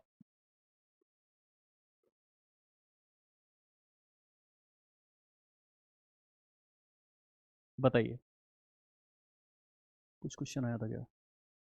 क्लास कंप्लीट कर ले रहे हैं, रिवीजन कब करें को, क्योंकि जॉब है 9 to 5, 9 to 5 जॉब है। अभी आप क्लास कंप्लीट करो, जो आपका वीकेंड आता है ना, जिन किन का क्वेश्चन था ये, जो आपका वीकेंड आता है ना, वीकेंड, वीकेंड मतलब संडे, हो सकता है सैटरडे संडे 2 दिन आपको छुट्टी मिलती हो, निशा। ठीक है? तो उसके लिए आप क्या कर सकते हो? रिवाइज कर सकते हो आपके वीकेंड्स में। जॉब वालों को मैंने पहले भी बता दिया था ओरिएंटेशन सेशन में कि आपको ज़्यादा मेहनत करना पड़ेगा। ठीक है? आपको ज़्यादा मेहनत करना पड़ेगा, क्या कर सकते हैं? ठीक है? दिक्कत होती है आपकी 9 to 5 है, आप उनका सोचो ना, कुछ लोगों का 12 घंटे का शिफ्ट होता है, 12 घंटे का। ठीक है? ओटी करना पड़ता है उन लोगों को, लेकिन पढ़ना पड़ता है ना।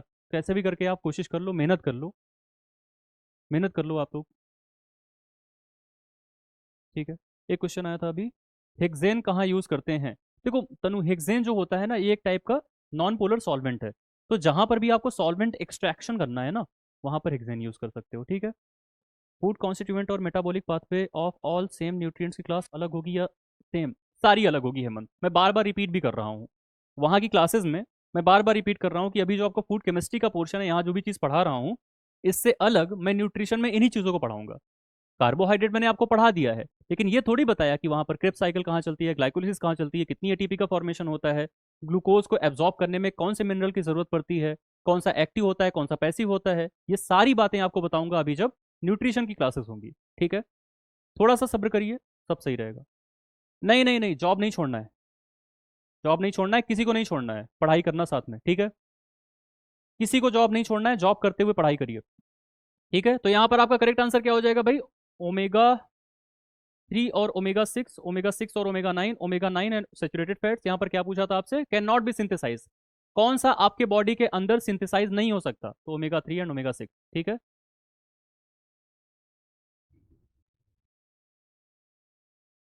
जॉब किसी को नहीं छोड़ना है, जॉब के साथ पढ़ाई करिए। अगला क्वेश्चन है, which of the following is not a characteristic of omega 9 fatty acid? इनमें से ओमेगा 9 फैटी एसिड की कौन सी कैरेक्टरिस्टिक नहीं है? They are monounsaturated, they are essential fatty acid, they can be synthesized by body, they can reduce cardiovascular disease. बताइए कौन सी नहीं है, not a characteristic?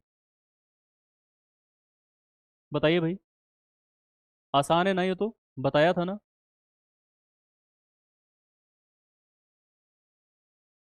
Reason job ना छोड़ने का, जॉब मिलना ना अपने आप में एक बड़ी उपलब्धि होती है। ठीक है,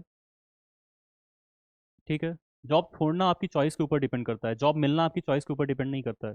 ठीक है, आपके हाथ में एक इकोनॉमिक इंडिपेंडेंस है, इसलिए मैं किसी को सलाह नहीं दूंगा कि आप जॉब छोड़ के तैयारी करो। ठीक, कभी नहीं। They are essential fatty acid, क्या ये एसेंशियल होते हैं? जी नहीं, एसेंशियल नहीं होते हैं। ठीक है, तो it is not a characteristic of omega 9 fatty acid. ठीक है, ठीक है भाई, ये एसेंशियल नहीं होते हैं। एसेंशियल सिर्फ कौन कौन से होते हैं? ओमेगा 3 होते हैं, ओमेगा 6 होते हैं, omega 9 is not a essential fatty acid. ठीक है, एसेंशियल नहीं है इसका मतलब आपकी बॉडी में सिंथेसाइज किया जा सकता है, तो किया जा सकता है। ठीक है, तो option number B will be the correct answer. Where does the first double bond appear in the omega 3 fatty acid? बताओ, ओमेगा 3 के अंदर पहला डबल बॉन्ड कहां पर देखने को मिलता है? Third carbon from carboxyl and, six carbon from methyl and, third carbon from methyl and, ninth carbon from methyl and. बहुत अच्छा क्वेश्चन है, बताओ। भागो नहीं आप लोग, देखो बहुत सारे लोग भाग गए फिर से। देखिए भाई, इसका करेक्ट आंसर हो जाएगा third carbon from the methyl and. देखो दो एंड होते हैं, एक आपका मिथाइल एंड होता है,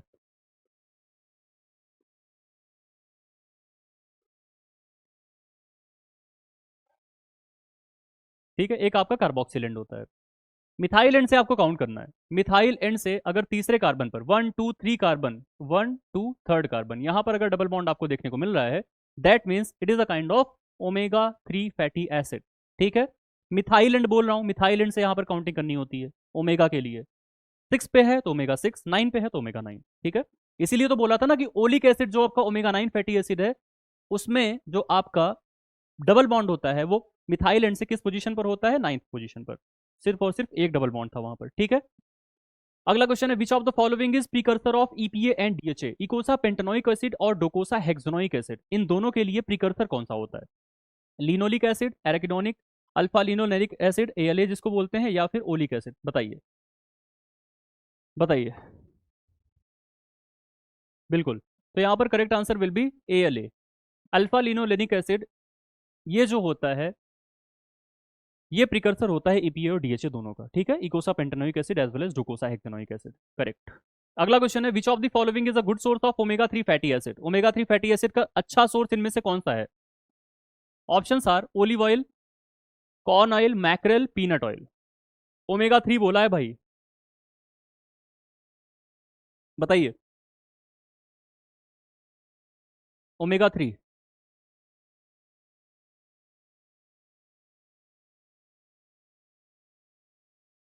यस, सी वाले करेक्ट है, मैक्रेल। ठीक है, मैक्रेल होता क्या है? मैक्रेल होता क्या है, बताएगा कोई?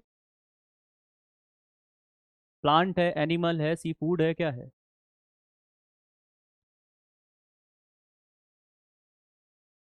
फिश है, बिल्कुल सही है।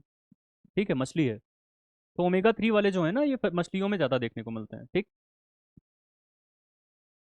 Correct, correct. Which omega fatty acid is primarily found in vegetable oil such as corn oil and sunflower oil? कौन सा ऐसा ओमेगा फैटी एसिड है जो कि वेजिटेबल ऑयल, सनफ्लावर ऑयल, इन सब में ज्यादातर देखने को मिलता है? ऑप्शन आर 3, 6, 9 या फिर सैचुरेटेड फैट्स। फिश हिंदी में लिखा है। अच्छा, कहाँ पर लिखा है? अच्छा, यहाँ लिखा हुआ है, हाँ सही बात है। सर इसकी रिकॉर्डिंग क्लास मिलेगी? जी बिल्कुल मिलेगी। अभी जैसे ही यहाँ से हम लोग इसको एंड करेंगे, विद इन 1 आवर इसकी रिकॉर्डिंग वहाँ पर अवेलेबल हो जाएगी। ठीक है, लाइव डाउट सेक्शन में जाओगे तो वहाँ पर मिल जाएगी आपको। बताओ भाई।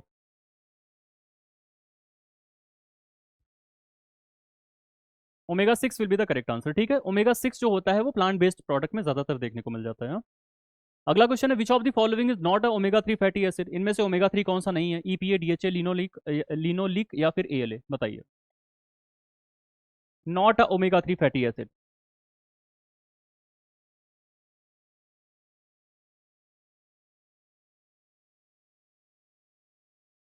पीडीएफ भी मिलेगा तनु, पीडीएफ भी मिल जाएगा इसका। पीडीएफ जो मिलेगा, पीडीएफ आपको ये एनोटेशन के साथ मिलेगा। ये सारे जो स्टार वगैरह लगा रखे हैं उनमें रहेगा ये, ठीक है? और करेक्ट आंसर भी रहेगा। देखो यहाँ पर correct answer will be option number C, that is linoleic acid. भाई अभी बताया था ना कि ALA is the precursor of EPA as well as DHA. तो एएलए, ईपीए, डीएचए एक साथ हो जाएंगे ना, एलए जो है वो अलग हो जाएगा। ठीक है, ठीक है भाई। तो ये ओमेगा 3 नहीं है, ओमेगा 6 है। अगला क्वेश्चन है, which omega fatty acid act as substitute when omega 3 और omega 6 levels are low but is less efficient? जब ओमेगा 3 और ओमेगा 6 के लेवल्स कम है तो कौन सा fatty acid as a substitute work करता है, लेकिन वो उतना एफिशिएंट नहीं होता? ऑप्शन आर 3, 6, 9 या फिर none of the above. Printable है, हाँ प्रिंट निकाल सकते हो, बट मत निकालिएगा, मेरा कहना मानिए तो। क्या करोगे इसका प्रिंट लेकर के? लेना हो ले लेना। एक पीडीएफ विदाउट एनोटेशन वाला भी अटैच कर दीजिए, बाद में प्रैक्टिस करने के लिए सही रहेगा। कर दें? चलिए कर दिया जाएगा, बट देखो प्रॉब्लम क्या आती है। प्रॉब्लम यहाँ पर नहीं आएगी, नहीं तो बाकी के पीडीएफ में क्या होती है कि एक एनोटेशन वाला हो जाता है, एक इंग्लिश वाला हो जाता है, एक हिंदी वाला हो जाता है। अब एक नॉर्मल इंसान जो जाकर के पीडीएफ्स खोलेगा वो कंफ्यूज होकर रह जाएगा कि इतने सारे पीडीएफ इन्होंने क्यों दे रखे हैं। ठीक है, और एक टाइम पे दो पीडीएफ अटैच होते हैं, तो इस एक ये वाला हो जाएगा और एक आप कह रहे हो तो वो वाला करा देंगे बिना एनोटेशन वाला। ठीक है, लेकिन आप ये डिमांड मत करना कि वहाँ पर जो क्लासेस मिल रही है ना वहाँ पर 3 दे दो हमको, एक एनोटेशन वाला दे दो, एक हिंदी और एक इंग्लिश, क्योंकि एक बार में 2 ही हो पाएगी भाई। ठीक है, यहाँ पर तो कर देंगे। क्लास शेड्यूल में रिकॉर्डेड है, लाइव नहीं होती? मतलब समझा नहीं रामपाल, फिर से बताइए आप क्या कहना चाहते हो।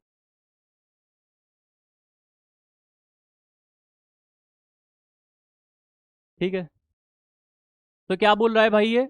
तो इसका करेक्ट आंसर क्या होगा? Option number C, that is omega 9 fatty acid. ठीक है, ये क्वेश्चन ई बुक में ऐड होंगे नहीं भाई, ई बुक में हम आपको सिर्फ और सिर्फ कंटेंट देंगे, आपको क्वेश्चन नहीं देंगे। ठीक है, केवल और केवल कंटेंट देंगे। ठीक। अनिल, कितना क्वेश्चन रह गया है? 59 क्वेश्चन टोटल है, 5 क्वेश्चन और रह गया है बस। थोड़ा सा देर रुको बस। Which of the following omega fatty acid is primarily present in marine sources like fish? Fish जैसे सोर्सेज में कौन सा ओमेगा फैटी एसिड प्रेजेंट होता है? Option are 3, 6, 9 all of the above. Double class books में ऐड होंगी क्या? PDF पर लोगों के मार्क वाला मिल जाएगा क्या? आप लोगों के मार्क, अच्छा मतलब वो वाला एनोटेशन वाला। भाई हम क्या क्या कर दें, हम कह रहे हैं ना कि एक बार में 2 पीडीएफ अटैच कर सकते हैं जो आपका लेक्चर होता है उसमें। एक काम करते हैं, सुनो अब, इंग्लिश वाला जो देंगे, अब एनोटेशन का ही देंगे क्योंकि वो इंपॉर्टेंट है, वो देना ज़रूरी है। इंग्लिश वाला, इंग्लिश वाला रहेगा तो एनोटेशन के साथ रहेगा। हिंदी वाले में वैसे भी एनोटेशन नहीं रहता है। ठीक है, तो 2 पीडीएफ देंगे, एक एनोटेशन वाला, एक हिंदी वाला। अब सही है भाई, एनोटेशन वाला ले लो, मेरी बात मानो, जो हम लेक्चर में पढ़ाते हैं ना उसमें एनोटेशन वाला ले लो, क्योंकि वो ज़रूरी है। वहां पर मैं कुछ नई चीज़ों को लिख देता हूँ, कुछ इंपॉर्टेंट चीज़ों को लिख देता हूँ, वो आप कैसे पाओगे अगर लेक्चर नहीं देखोगे तो? इस तरह है, आप बिना लेक्चर देखे भी समझ जाओगे, कुछ कुछ चीज़ें बताई गई हैं। ठीक है, क्या बता रहा है यहाँ पर? विच of the following omega fatty acid is primarily present in marine sources like fish? बताइए भाई, 55 का आंसर करिए। हाँ, मार्क वाला ही देंगे, एनोटेशन वाला ही देंगे। ठीक है, 55 का आंसर करिए, जल्दी से आगे बढ़े हम लोग। ठीक है, चलो यहाँ पर करेक्ट आंसर होगा option number A, that is omega 3 fatty acid. ठीक है, अगला क्वेश्चन है, which omega fatty acid is fatty acid include oleic acid. Oleic acid इनमें से किस में इंक्लूडेड है? ओमेगा 3, ओमेगा 6, ओमेगा 9 या फिर नन ऑफ द अबव? किसका एग्जाम्पल है? ओलिक एसिड किसका एग्जाम्पल है, जल्दी से बताओ। हम्म।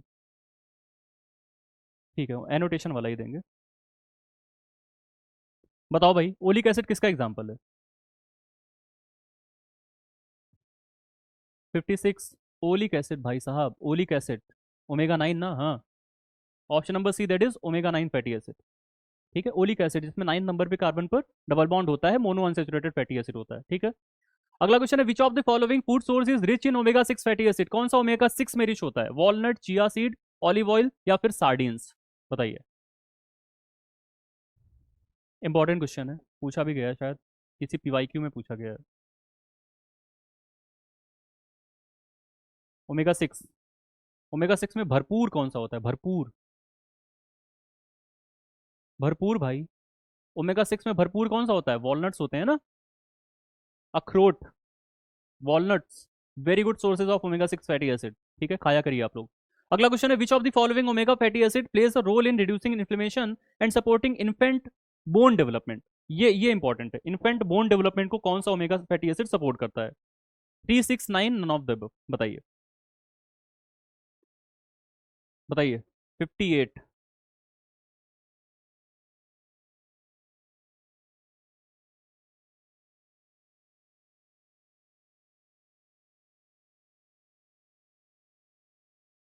जी बिल्कुल, ओमेगा 3 फैटी एसिड। ठीक है, ओमेगा 3 फैटी एसिड इन्फ्लेमेशन को कम करने का काम करता है, और इन्फेंट जो होते हैं, छोटे बच्चे जो न्यूली बॉर्न बेबी होते हैं, उनमें बोन को डेवलप कराने का काम करता है। लास्ट क्वेश्चन आपके सामने है, which of the following omega fatty acid is classified as poly unsaturated. Poly unsaturated इनमें से कौन सा होता है? 3, 6, 6, 9, 3, 9 या फिर केवल 9? PUF है, पॉली अनसैचुरेटेड फैटी एसिड। बहुत ही सिंपल क्वेश्चन है ये, कोई हार्ड नहीं है। ठीक है,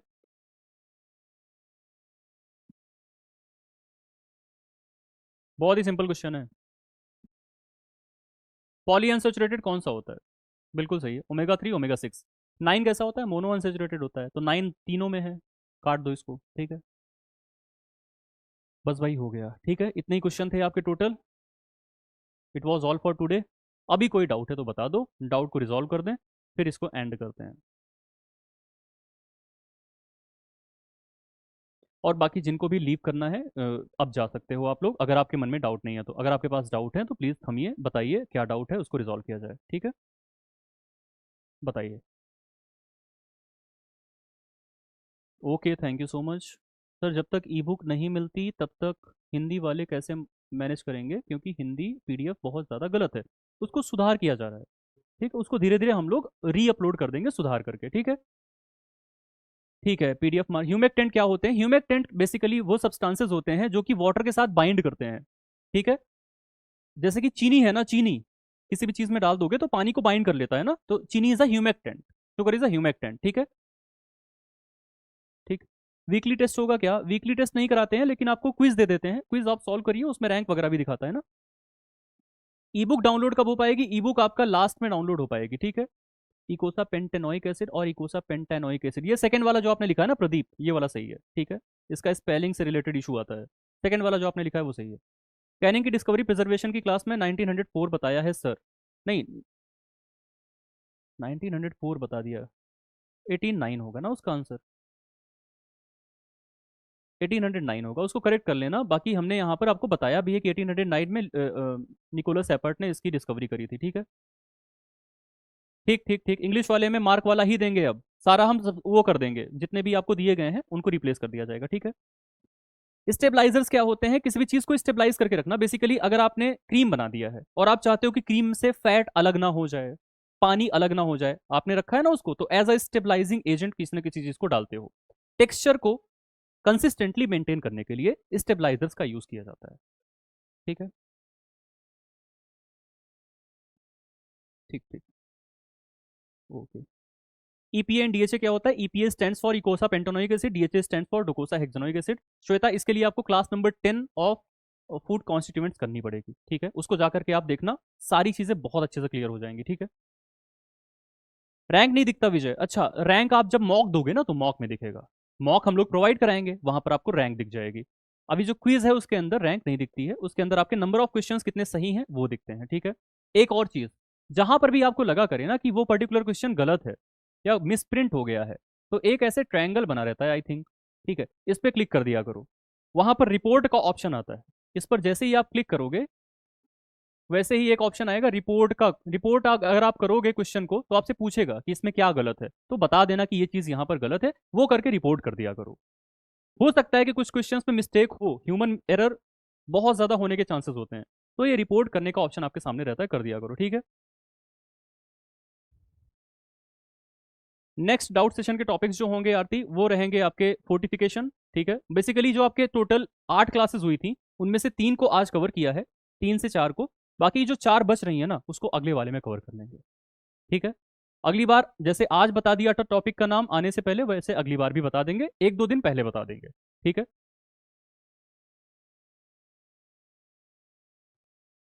अच्छा अच्छा, CO2 as a ripening, delay ripening कैसे वर्क करता है? बेसिकली अगर CO2 की प्रेजेंस में आप किसी भी चीज को स्टोर करते हो तो राइपनिंग को डीले कराने का काम करता है, धीरे धीरे राइपनिंग कराता है, ठीक है।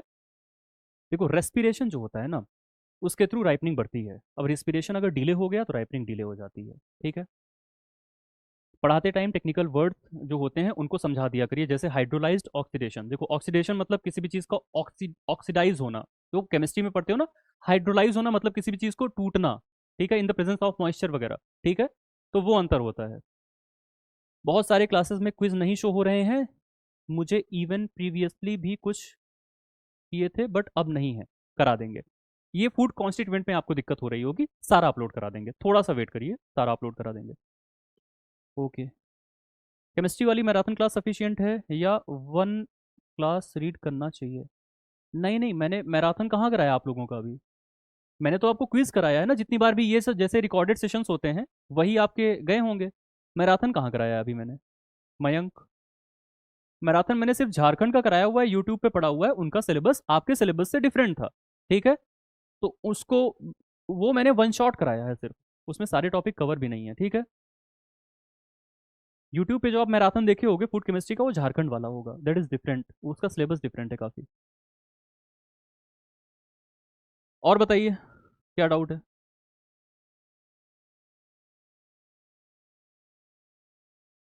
नेक्स्ट टॉपिक का डाउट सेशन बताया ना, वही वाली, हाँ उसमें भाई उसके भरोसे मत रहना, वो मैंने झारखंड के लिए कराया था। हाँ, क्विक रिवीजन करना है अगर, अभी मत करना, अभी विटामिन पढ़ लेना, अभी मिनरल पढ़ लेना, ठीक है।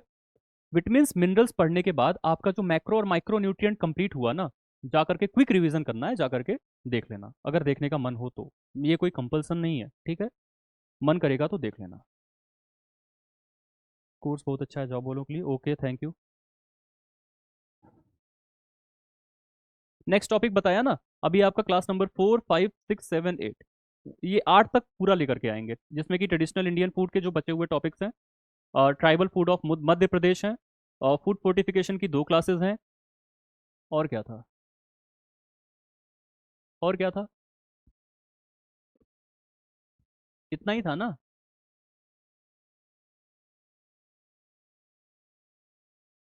जो अभी बोला है, देखो ट्रेडिशनल इंडियन फूड को लेकर के आएंगे, ट्राइबल सॉरी फूड फोर्टिफिकेशन को लेकर के आएंगे, role of food fortification, tribal food of Madhya Pradesh को लेकर के आएंगे।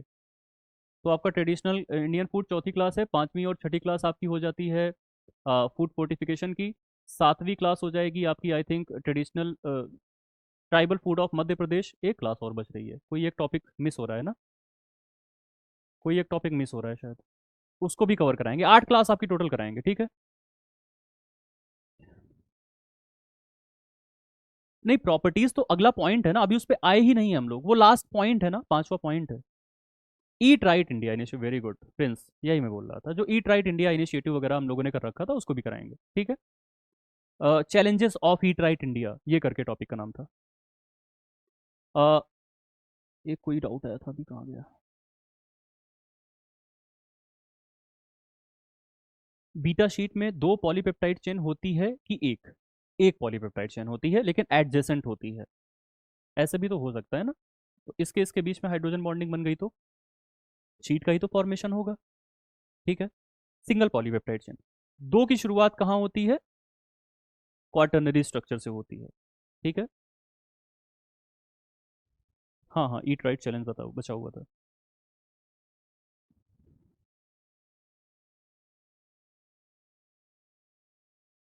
और क्या डाउट आ रहा है? किस टॉपिक में कहाँ पर डाउट आ रहा है? कोई चीज नहीं समझ में आ रही है, पढ़ाने का तरीका नहीं अच्छा है, क्या दिक्कत है बताओ? जो दिक्कत है बताइए। हाँ, ये लैंग्वेज से रिलेटेड इशू आ सकता है।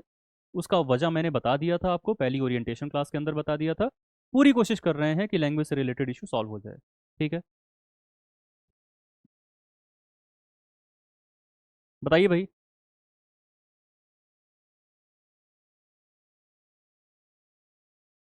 बताइए बताइए बताइए। Why radiation known as cold pasteurization? देखो बेसिकली पास्चराइजेशन क्या होता है? पास्चराइजेशन एक ऐसा तरीका है जिसमें कि आप टाइम टेम्परेचर का कॉम्बिनेशन दे करके किसी भी चीज में पैथोजेनिक माइक्रो ऑर्गेनिज्म को किल करते हो, यही करते हो। टाइम टेम्परेचर का मतलब हाई टेम्परेचर देते हो आप, जैसे कि एल टी में 63 देते हो, एस टी में 72 देते हो। ठीक है। ये टेम्परेचर की बात कर रहा हूँ। टाइम आप एल टी में 30 मिनट देते हो, एस टी में 15 सेकंड देते हो, यूएसटी में और कम हो जाता है टाइम, टेम्परेचर बढ़ जाता है। लेकिन इरेडिएशन में कहीं पर टेम्परेचर ट्रीटमेंट दे रहे हो क्या? कहीं पर गर्म कर रहे हो क्या? नहीं गर्म कर रहे हो ना। बस आप रेज डाल रहे हो उसके ऊपर। रेज डालने की वजह से माइक्रोबियल किलिंग हो रही है, जिसकी वजह से फूड गर्म तो नहीं हो रहा है, लेकिन माइक्रोब मर जा रहे हैं। इसकी वजह से इसको हम लोग कोल्ड ट्रीटमेंट कहते हैं, कोल्ड पास्चराइजेशन के नाम से जानते हैं। ठीक है। Okay Madhuri, thank you. ज़्यादा से ज़्यादा रियल लाइफ एग्जांपल्स, ठीक है। रियल लाइफ एग्जांपल ज़्यादा से ज़्यादा करेंगे। ट्रेडिशनल डिशेस कैसे याद करें विजय? ये मुझे भी नहीं याद है। पर्सनली मुझे भी नहीं याद है। अभी कोई पूछ लेगा कि केरला की ट्रेडिशनल डिश बता दो, नहीं बता पाऊंगा मैं। एक ही तरीका है कि रट लो, और कोई तरीका नहीं है। हाँ, अपने अपने स्टेट का याद हो जाता है, अपने बॉर्डर वाले स्टेट का याद हो जाता है, सबका नहीं हो पाता है, करना पड़ता है। ठीक है। रटने की चीज़ है ये। इट इज सफिशियंट ना कि जो भी आप कंटेंट पढ़ा रहे हो, all because we are fully rely on you only. देखो हम पर आप रिलाई किए हो तो हम भी अच्छे से अच्छा कंटेंट ही लेकर के आते हैं। ठीक है। मोर देन सफिशियंट है। आपको ये कह सकते हैं कि हमसे अच्छा कंटेंट आपको शायद ही कहीं पर मिले। बहुत ओवर कॉन्फिडेंस में हम लोग नहीं बोल रहे हैं, लेकिन ये चीज़ हमको पता है क्योंकि बहुत सालों का एक्सपीरियंस है हमारा इस पर्टिकुलर फील्ड में। ठीक है। ऑलरेडी 5 साल तो पढ़ के आए हैं, उसके बाद पता नहीं कितने साल से पढ़ा रहे हैं। ठीक है। तो वहां पर थोड़ा सा ये रहता है कि आपको अच्छे से अच्छा कंटेंट ही डिलीवर कराते हैं। बाकी देखो, हर एक एग्जाम में कुछ क्वेश्चंस आपको ऐसे मिलेंगे जो कि आउट ऑफ द सिलेबस रहते हैं। हो सकता है कि उनको आपने कहीं पर भी ना पढ़ा हो, तो ऐसे क्वेश्चंस आपको मिलना लाजमी है। लेकिन मैक्सिमम पोर्शन आपको हमारे पास से मिलेगा ही मिलेगा। अभी तक तो यही होता आया है। आज तक जितने भी एग्जाम हुए हैं, चाहे वो झारखंड रहा हो, चाहे वो FSSAI रहा हो, चाहे वो अदर फूड सेफ्टी ऑफिसर के एग्जाम रहे हों। सर ICR नेट का कोई कोर्स स्टार्ट होगा क्या सो एजुकेशन की तरफ से? अभी फिलहाल तो हुआ नहीं है, but we are planning for that. ICR as well as ASRB का हम लोग प्लान कर रहे हैं। ICR की तो अब एग्जाम्स भी हो गए हैं, आई थिंक रिजल्ट्स भी आ गए थे। अब तो एडमिशन चल रहा है। ASRB का वैकेंसी आने का अभी चांस है, तो हम लोग की पूरी प्लानिंग है कि ASRB के लिए, फूड टेक्नोलॉजी के लिए हम लोग बैचेस को रन करें इन फ्यूचर, अगर ASRB की वैकेंसी आती है। हालांकि बोला यह गया था कि नियर अबाउट नवंबर आ जाएगी, बट अभी तक ASRB की वैकेंसी आई नहीं है। We are waiting for it. ठीक है। अदर सोर्स भी नहीं पढ़ा रहे हैं, ओनली आपका कंटेंट। बिल्कुल ठीक है, आप रिलाई करते रहो। आप रिलाई करो, मैं बता रहा हूँ ना, आप हमारे सोर्स पढ़ो, जो भी क्वेश्चन दे रहे हैं उनको कर लो, PYQ सॉल्व कर लो। इससे ज़्यादा किसी एग्जाम में कुछ करना होता नहीं है। ठीक है। आपको अच्छे से अच्छा कंटेंट दे रहे हैं, PYQ सॉल्व कर लोगे तो जो बचे हुए क्वेश्चंस होते हैं उनका आइडिया लग जाएगा। ठीक है। ज़्यादा से ज़्यादा क्वेश्चन सॉल्व करना है, बट मैं लास्ट में सॉल्व कराऊंगा आपको क्वेश्चंस, अभी पढ़ने का समय चल रहा है। ठीक है। आपकी इतनी क्लास है और अदर फैकल्टी की क्लास होती है, तो फिर एक दिन में आपके अकॉर्डिंगली कितनी क्लास एक दिन में कर लें, प्लीज़ रिप्लाई। आप प्रियंका एक दिन में जितनी भी क्लासेस दी जा रही हैं उसको तो ज़रूर कंप्लीट करो। ठीक है। बाकी बैकलॉग मत लगने देना। बैकलॉग लग भी गया है, अगर मान लो 3-4 क्लासेस आप नहीं कवर कर पाए, तो एक दिन संडे को बैठो, सारी क्लास कवर करो। क्लास छोड़ना नहीं, क्योंकि आपको अभी सफिशियंट अमाउंट ऑफ क्लास दे रहे हैं। सपोज दैट एक क्लास 40-50 मिनट की होती है, आपको दिन भर में 2 क्लास से ज़्यादा दे नहीं रहे हैं। 1.5-2 घंटे पढ़ना है बस आपको बैठ करके। ठीक है। फिर नोट्स अपने हिसाब से बना लेना, बनाने का मन करेगा तो। आगे चल के हम 3 क्लासेस देना भी शुरू करेंगे, हो सकता है आगे चल के 4 भी देना पड़े आपको। तो अभी तो बहुत टाइम है आपके पास, सफिशियंट टाइम है। ठीक है। हिंदी की PDF में इंग्लिश में भी लिख कहाँ गया, कहाँ गया हिंदी वाला? हिंदी की पीडीएफ में इंग्लिश में भी लिख दिया करें टर्मिनोलॉजी, ठीक है। उस पर हम लोग काम कर रहे हैं, अभी उसी पर काम चल ही रहा है कि अच्छे से अच्छा हिंदी वाला कंटेंट प्रोवाइड कराया जाए। मेल्टिंग पॉइंट इंक्रीज होने से हाइड्रोजनेशन ऑफ ऑयल में एडवांटेजेस कैसे होता है, लाइक रिजल्ट, चलो बताते हैं। पेस्ट्री बनानी है ना, पेस्ट्री, सॉरी पैटीज, पैटीज जो बनती है, देखे हो ना, पैटीज खाते होगे, क्रंची सी लगती है। उसमें हाइड्रोजनेटेड फैट का इस्तेमाल करते हैं क्योंकि वहां पर बहुत हाई टेम्परेचर पे अवन में उसको गर्म करते हैं। अब सपोज दैट केवल ऑयल लगा करके उसमें हम लोग उसको बनाने की कोशिश करते, तो पहली चीज टेक्सचर अच्छा आना आता, दूसरी चीज उसकी पैलेटेबिलिटी उतनी अच्छी ना होती। तो ऐसे बेकरी प्रोडक्ट जो हैं जहां पर हाई टेम्परेचर का आप इस्तेमाल करते हो, हाई टेम्परेचर, वहां पर मेल्टिंग पॉइंट ज्यादा होनी चाहिए ना किसी भी फैट की। तो वहां पर हम लोग ज्यादातर देखे होगे आप लोग कि इस हाइड्रोजनेटेड फैट का इस्तेमाल करते हैं बेकरी में, ज्यादातर बेकरी में ही करते हैं, ठीक है। जैसे पैटीज मैंने बताया अभी आपको। एएसआरबी के लिए पीजी चाहिए, पीजी, एएसआरबी के लिए, जी हाँ, एएसआरबी नेट के लिए पीजी चाहिए। हाँ, शायद 4 ईयर बीटेक डिग्री भी एलिजिबल है, 4 ईयर बीटेक भी एलिजिबल है मोनिका, ठीक है। बाकी अगर आपका 3 ईयर का बैचलर्स है तो आपको मास्टर्स करने के बाद एलिजिबल माना जाता है। Suggest book for PYQs, PYQs के लिए कोई भी बुक जो कि आपको मार्केट में पसंद है लेना, बट अभी मत लो भाई, अभी पढ़ाई तो कर लो। अभी आपने सिलेबस का 10% भी नहीं कवर किया है, सोचो 10% भी नहीं कवर किया है तो हम पीवाईक्यू लेके करेंगे क्या। और एक चीज़ और, मार्केट में जो भी पीवाईक्यूज अवेलेबल हैं वो अलग अलग टाइप के सिलेबस के अकॉर्डिंगली अवेलेबल हैं, ठीक है। उसके लिए भी आप हमारे ऊपर रिलाई कर सकते हो, हम आपको लगभग 10 से 20 मॉक टेस्ट भी दे देंगे, ठीक है। मॉक टेस्ट अगर 100 क्वेश्चन का भी रहेगा तो लगभग 20 मॉक टेस्ट में 2000 क्वेश्चन हो गए। सपोज दैट ओवरऑल लेक्चर हमारे 300 ही होते हैं, 300 कम से कम मान लिया, तो 300 के हिसाब से हर एक लेक्चर में 10 क्वेश्चन है, 3000 क्वेश्चन इधर से हो गए, 3000 क्वेश्चन इधर, 2000 क्वेश्चन मॉक में, 5000 क्वेश्चन। कम नहीं होते हैं, आई थिंक सो, कम तो नहीं होते हैं, ठीक है। ऊपर से ये जो क्लासेस ले रहा हूँ इसको अभी काउंट नहीं किया मैंने, जो मैं डाउट सेशंस लेता हूँ, ठीक है। रिलाई करो, अभी करके देखो ना, लास्ट में आपके पास क्वेश्चंस की बाढ़ रहेगी, लगाना बैठ करके बहुत सारे क्वेश्चंस रहेंगे। श्वेता, आपका आंसर मिला कि आपको कि नहीं, जो आपने पूछा है अभी?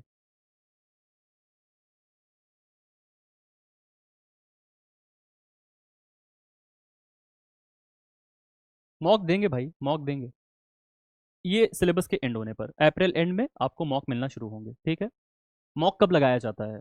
कंप्लीट पेपर होता है ना मॉक, तो कंप्लीट पेपर कब लगाए जाते हैं? एग्जाम से पहले, तो एग्जाम के 1 महीने पहले हम लोग आपको प्रोवाइड करा देंगे, ठीक है।